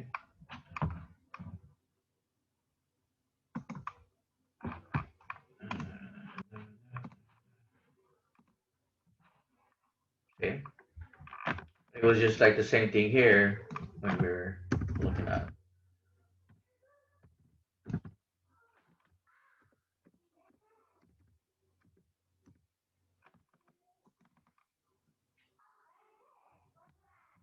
wisdom.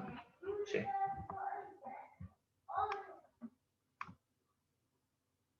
It's the same staff. This is about the same staff Hermes holds. So look here. Serpent symbolism. Oh,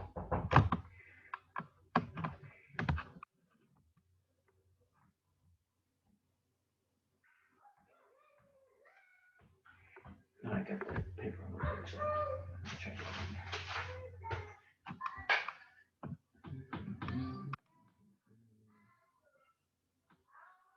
See how serpent symbolism is Kundalini.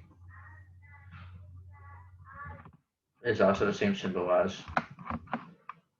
Hermes. Mercury. The ruling planet. The Mercury, the ruling planet for Gemini. So this is all going hand in hand with the sixth sun. Now, what is the solar plexus? It is located in the solar plexus. It is located in the solar plexus, color yellow, the element which is associated mostly with the fire element. It is the internal and external power, strength of will, and individual identity. It's you finding your identity, the individual identity, not the character. the individual identity of your external and internal power. Remember, the external forces, such as like the COVID, going back into the crisis of internal of the internal and external, right? Okay.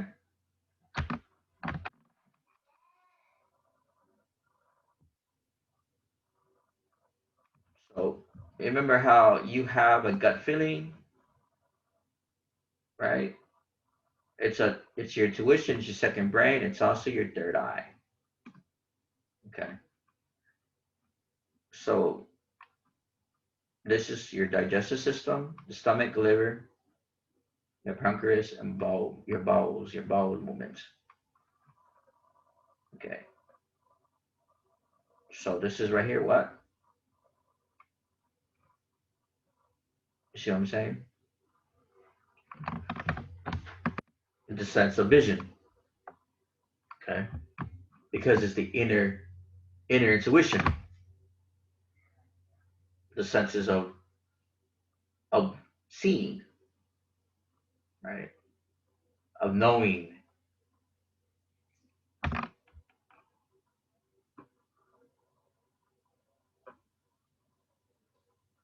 And the related day for that is Wednesday and Tuesday, which is no coincidence that tomorrow is, in fact, Wednesday, when the sixth sun releases its ultraviolet rays, and then still you have the energies of the moon, the full moon, the blood moon.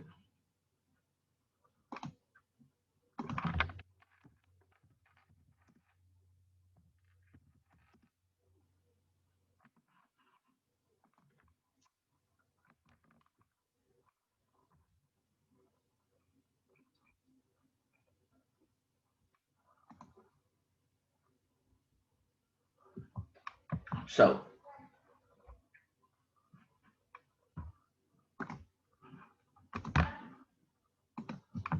there's no coincidence of all these energies at all. What is a flower? A flower grows. A flower grows its beauty, you know. So this moon is also good for manifestations, right?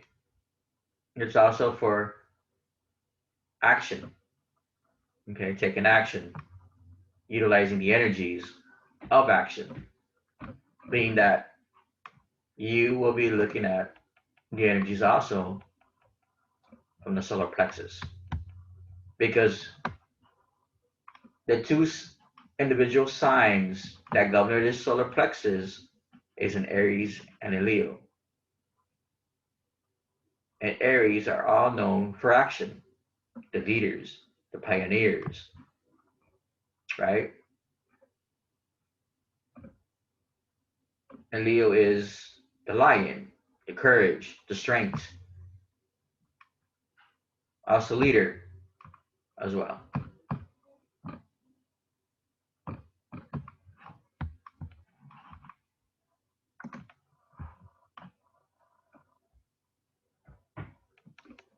So what was the soul again? Look at what it says here.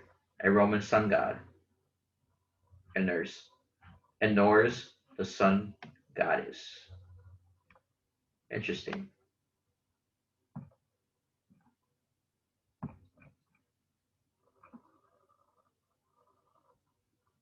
Okay.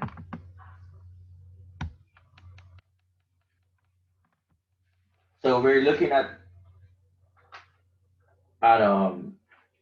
the soul energy, the solar energy. We're also looking at Mars, the energy of Mars, the energy of action.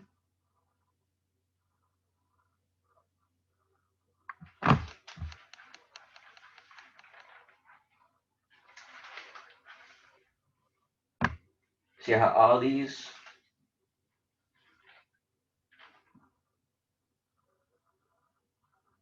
these energies are necessary. They're important.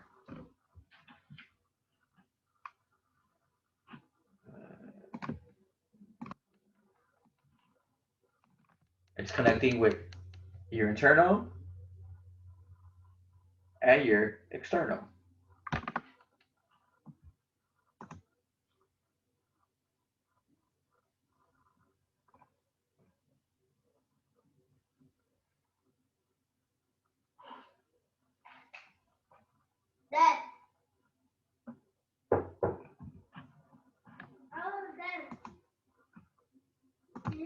So let me get out of here.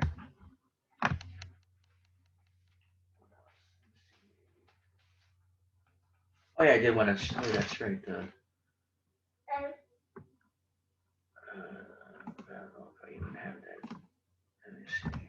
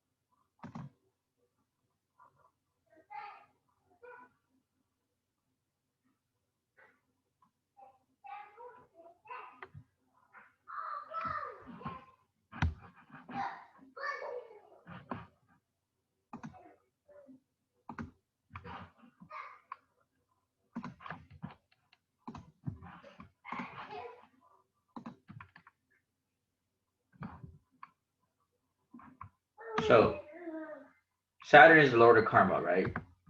Pretty much. Saturn represents authority, discipline, hard work, labor, and commitment. Is also about guilt, resistance, and delay. Saturn in our birth chart is where we feel most adequate. Is the voices that says you never be good at that. It's our inner critic and cynic. Usually, someone in a childhood is a parent or a teacher took on Saturn's role as authority figure that we fought against. However, it recognizes that and become aware of where Saturn is in our birth chart, we can work with it rather than against it. See, this is what we're doing right now. We're not so much working against the Saturn energy because we're trying to understand the Saturn energy. We're trying to break free away from that Saturn energy that the masculine forces have put on the masses to keep them in bondage. We're trying to break free from that illusion and pretty much integrate with that energy to better master ourselves as us becoming the master of our life. Okay. So it's just like they said here, a parent or a teacher. Okay. Now, yes, we've been under darkness for so long by these inorganic forces that forever been using the Saturn energy against us. And now it's time that we break free from that bondage and we utilize the Saturn energy for what it was created for and the and for for its rightful alignment of energy that is installing within us for us to be able to grow and not to be in bondage, but to grow. Because look at what it says here. It says it's either the critic, our inner critic, right? Just like, for instance, what was the root chakra? The root chakra is considered to be your devil, okay? That's Satan or Lucifer energy. What was What was the Lucifer? The morning star. Okay. The same thing goes with what was I read something earlier. Was it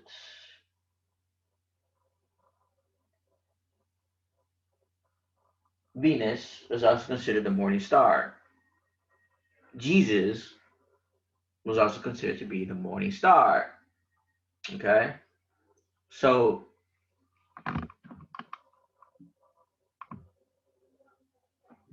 so the key is to understanding and recognizing the various elements that Saturn represents. It represents discipline. See, Chronos means time and is called the Lord of Karma. Saturn lessons are discipline, practices, and commitment. Right? It says Mars is a home in Saturn's sign of Capricorn. Capricorn is the element of Earth. Is the element of Earth. It also governs that root chakra. Okay, so it is us understanding these energies, so we no longer feel entangled with it. We're not tangling with it. We're not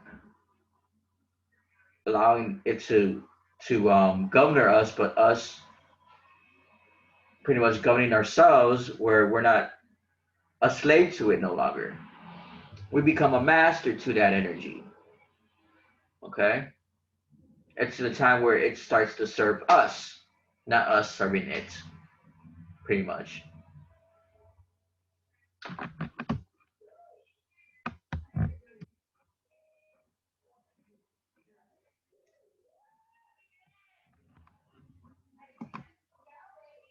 And there was something else that I wanted to show.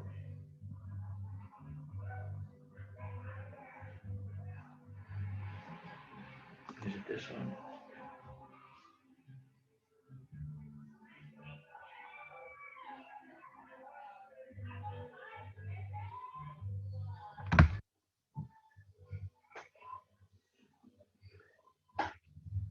This one.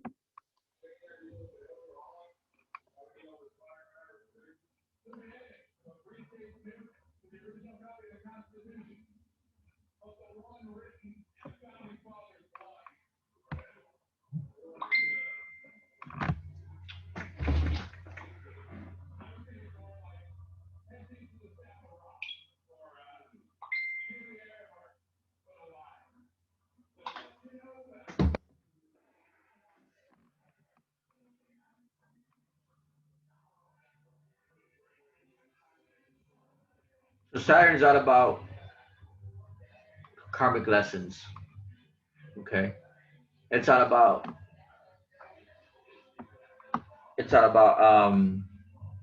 facing ourselves.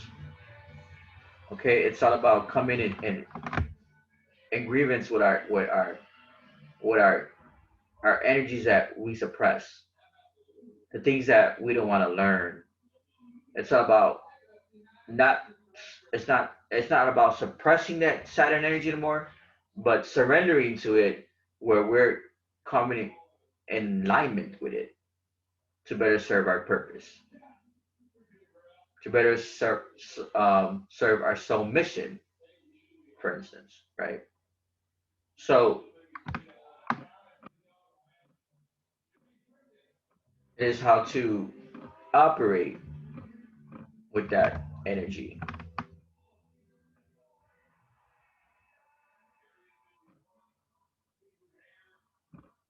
because remember, we are here to learn lessons.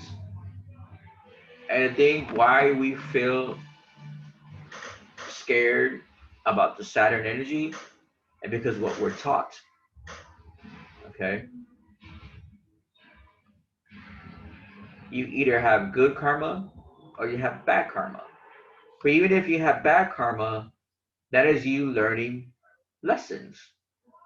In order for you to learn anything, you have to go through darkness.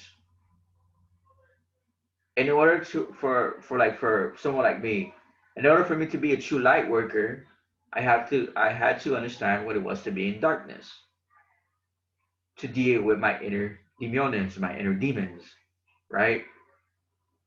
To understand the balance of the darkness and light. This is when you're talking about the Gemini. The Gemini is all about balance, dealing with those energies. Okay. See, we run from what we fear and we run to something because of programming.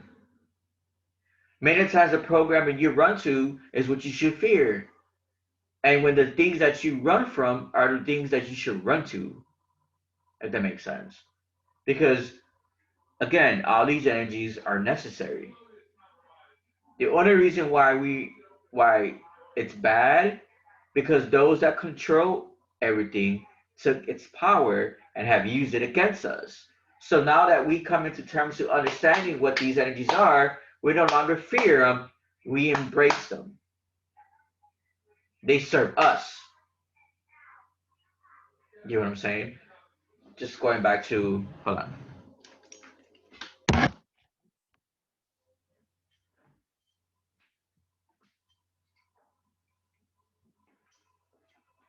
When we go back to,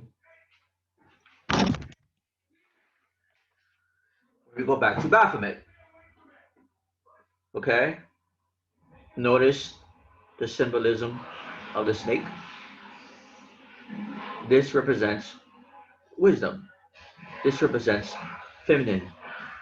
This also represents Mercury. This also represents Hermes. Okay. Gemini is what? Ruled by planet Mercury. Okay. So they use this as a symbol of fear. Those that want to control everything, they use this for the symbol of fear. But this isn't fear, this is liberation. It's breaking free from that four corner walls of your mind that leaves you stuck in that square where you're not able to evolve to go up the pyramid, which is your consciousness, to bring the awareness, the levels of awareness. So many people are stuck in a square. That's why you get called. This is why you get the word square head. You get what I'm saying? So Saturn is the key of manifesting our self purpose in the material world.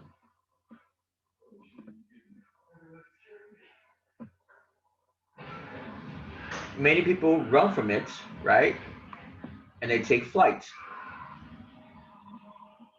You see, again, remember I told you how people run from this and they run to Jesus. Jesus is your devil. He is your slave master.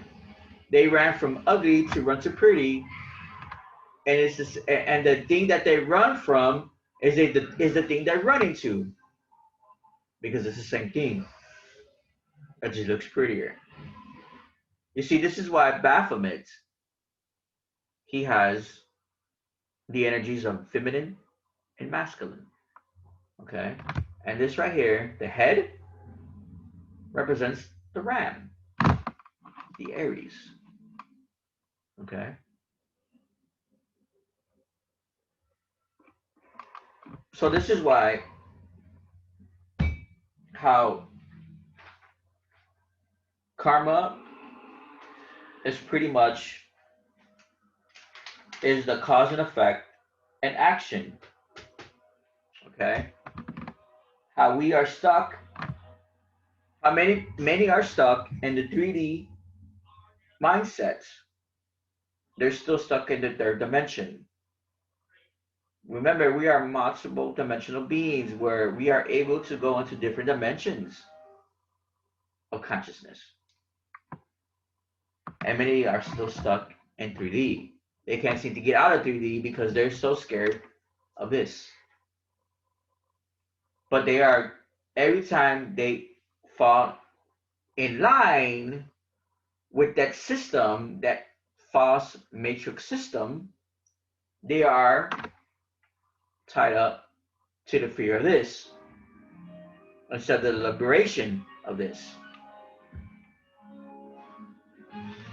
Okay? Remember, what is Saturn? He was Chronos, the father of time. Okay?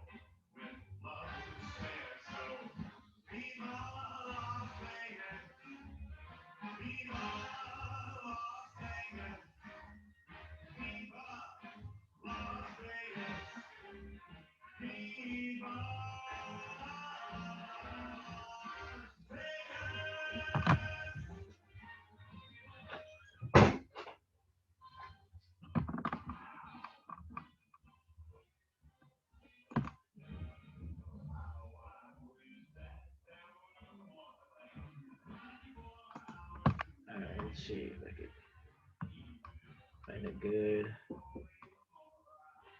Let's see.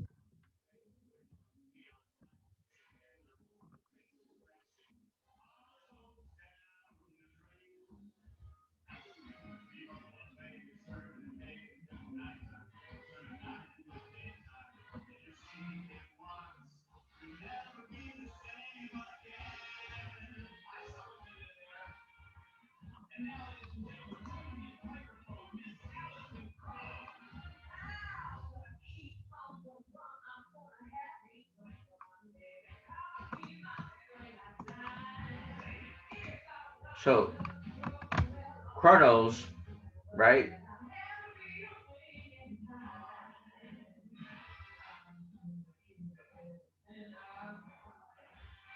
He swallowed each of his children. Okay? That's what he did. He ate his children. So, it's basically what happens now. When people work a 9 to 5, that Saturn energy is devouring your mind, your body, and your spirit. Okay? This is Chronos was.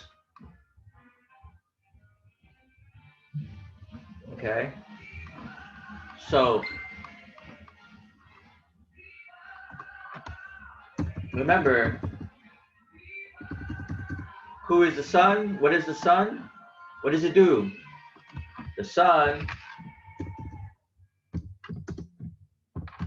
feeds the children of the sun.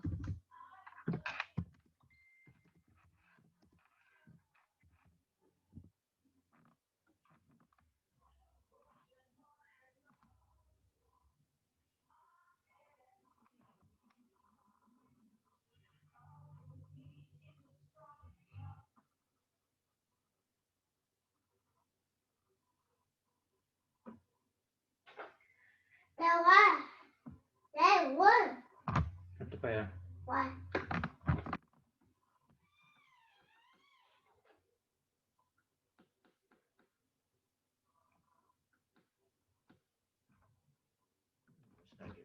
That.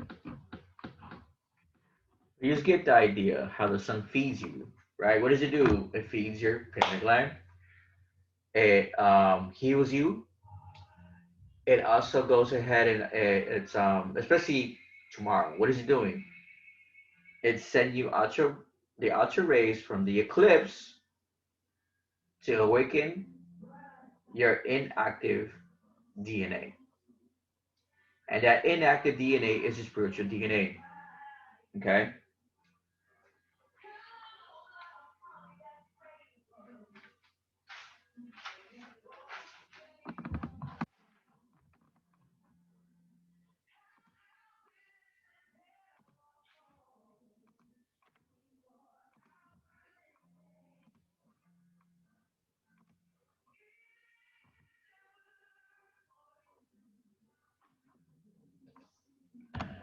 Slow.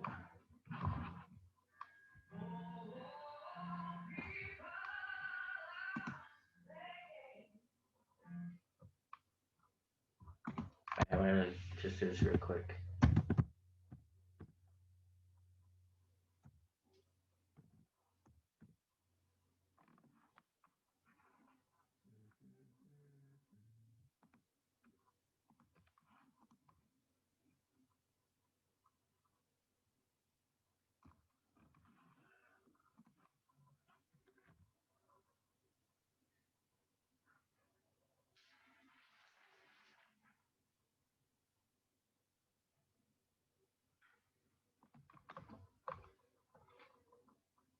Let's see.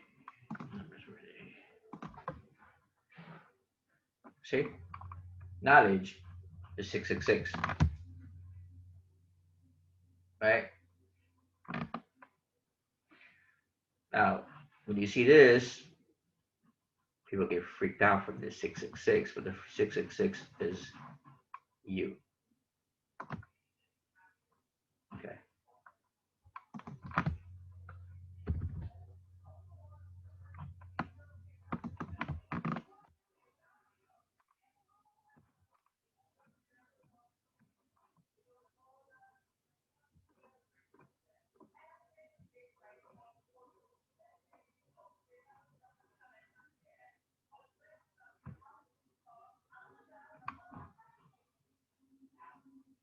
So, what is the 666? It's carbon, right? Melanin, 6 protons, 6 neutrons, and 6 electrons. Okay. That's what carbon is. I mean, that's what 666 is. It's carbon 12. Okay.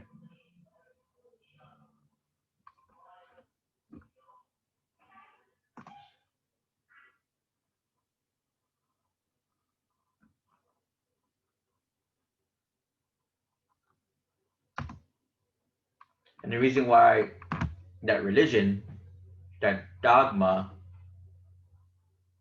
call it the number of the beast, because remember, you are part beast, part spirit. Okay. There's nothing evil about your DNA. So when we look at knowledge, you're gonna look at the tree of knowledge, and it's 999. See that?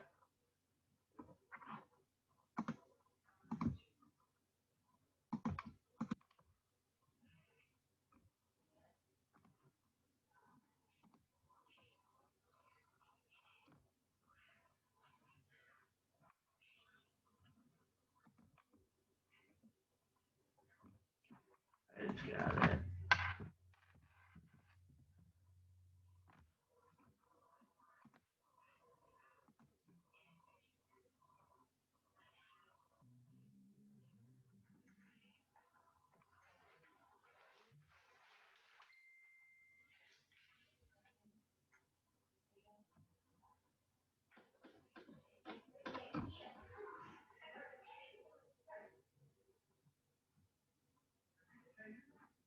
I got this one here.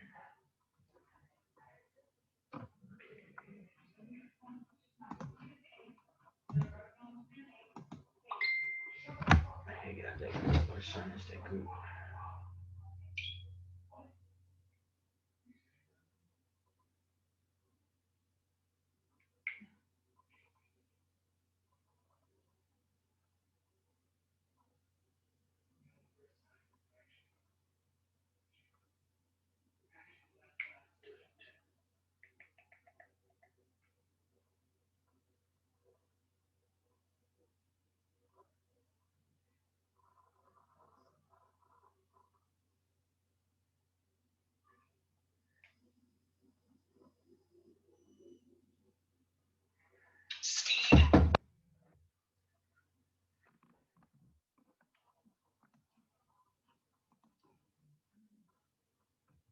See, wisdom is 333. Number of the ascended masters.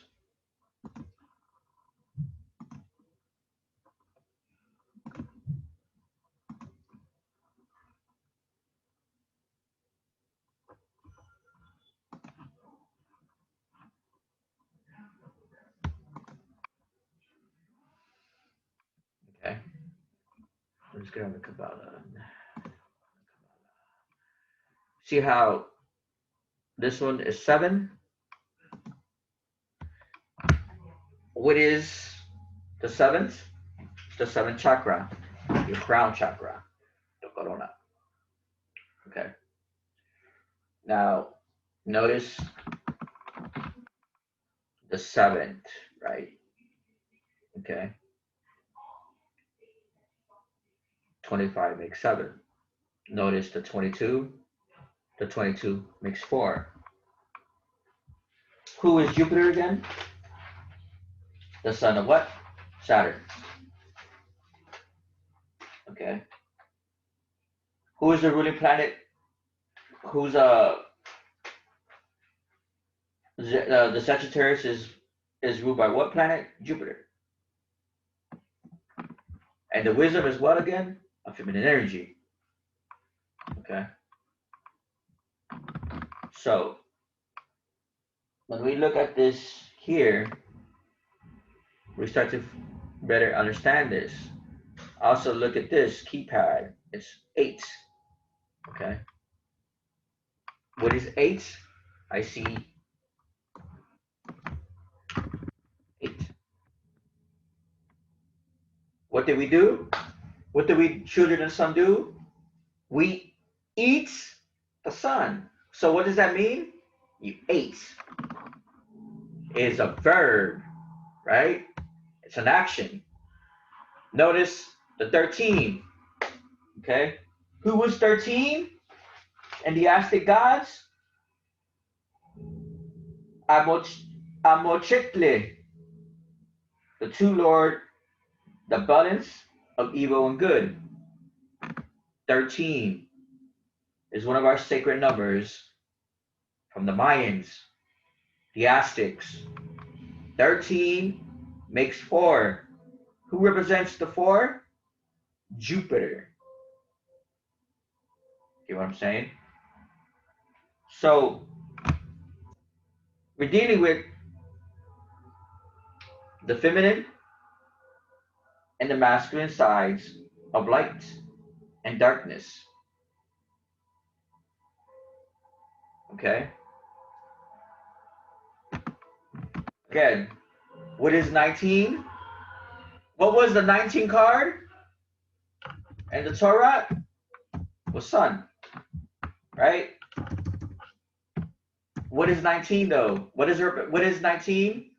1 and 9 is 10. Okay? 1 and 9 is 10. 9 plus 1 is 10, right? So when we're looking at 10, what do we see? 0 and 1. Right? That is binary. Okay? So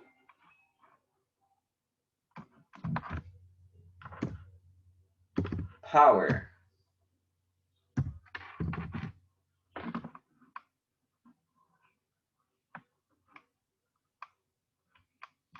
Power is also 19. Okay? Binary number again.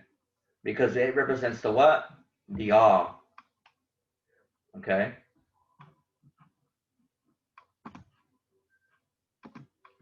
And how are we going to get this power? By what? Eating the sun.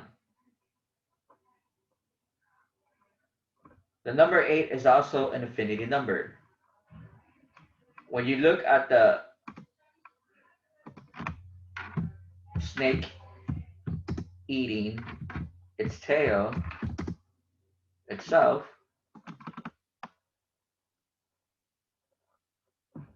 it is called this, Ouroboros. That represents 8. the number 8. I represent the number 44. Okay? My birthday is the 4/15. 5 minus 1 is 4. I run out at 44. That is 8. Okay?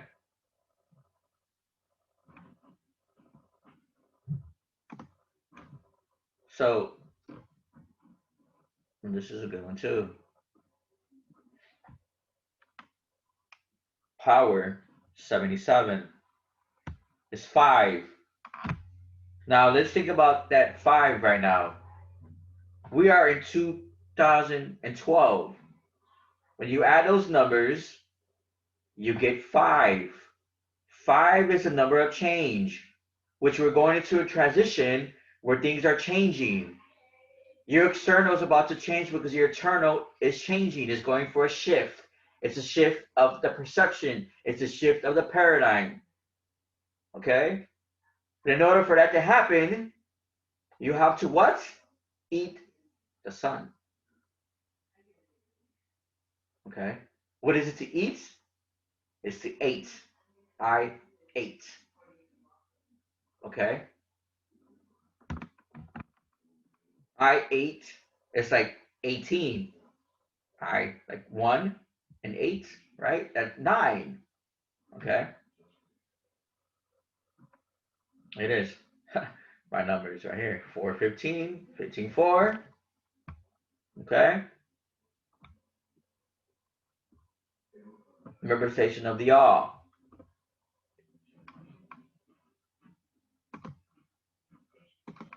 Remember, numbers, it's a language. It's universal language. It has its own energy. Numbers were first before letters. This is how we communicate. You see, if anything, we didn't even talk. We didn't have to. We were able to communicate through our minds telepathically. That's how connected we were. You notice how power is also 22. 22 is 4. Okay? Again, going back to Jupiter.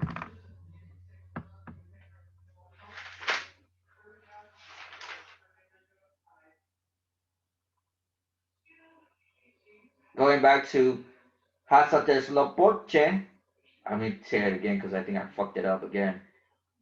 The Hatzatezlopochtli. Fucking words.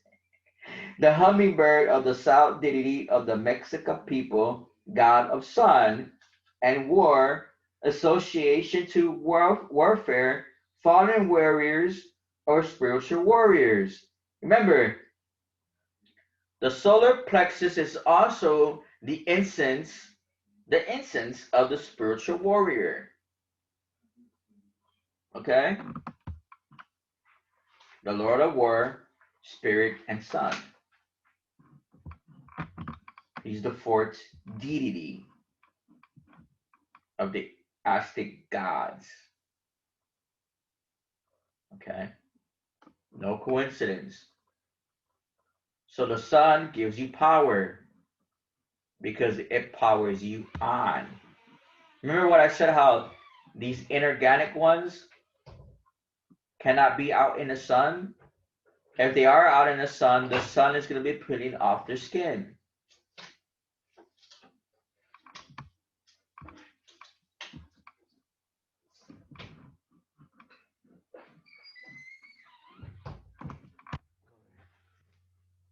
Because I'm on something, Daddy. Oh, I see. Close the door. Close the door.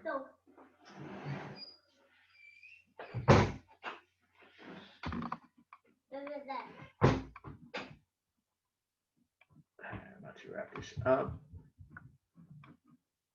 Okay. So pretty much we went over power, wisdom, and knowing, and of course the knowledge, right? How I showed you the difference of knowing and knowledge. Okay. Remember how we were taught how these energies are evil. Even your mind's eye is evil. But the same people that are telling you that everything is evil, they're the ones that use it against you to keep you in bondage. Okay, that's why it's important to understand these energies and knowing what they are, so you no longer be in fear, but be more empowered. You see, those that control everything, that's what they have is control. They don't have any physical power. The only reason why they have power because you allowed it. You get what I'm saying? You allow that power. That's the only reason why they have power because you allowed it. We're in a time now that we are waking up in numbers. The consciousness is evolving. The earth is shifting. The frequency is vibrating at a higher pace. The energy is, if anything, we are glitching the matrix system. We're glitching it because we are high in energy. That we're so tapped in that we could manifest our own reality. We're glitching the system. Excuse me, we're making glitches. Okay? So,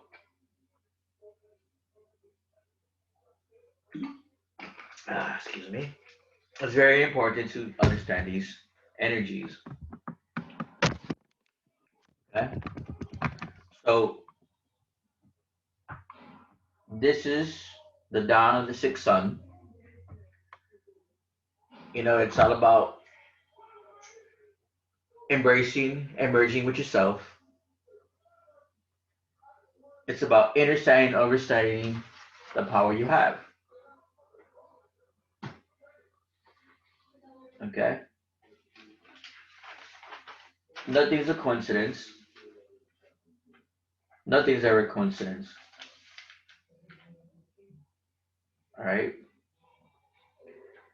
Remember, they say that our people will perish because of lack of knowledge, or basically a lack of knowing. So I'm gonna get off. I would go ahead and put this out there as soon as it uploads and stuff like that. So it won't be out till tomorrow, say 7. you know, Put it out at 7 o'clock on the dot. You know. So you just have a good night. Peace, love, darkness, and light. Always, always. Until next time.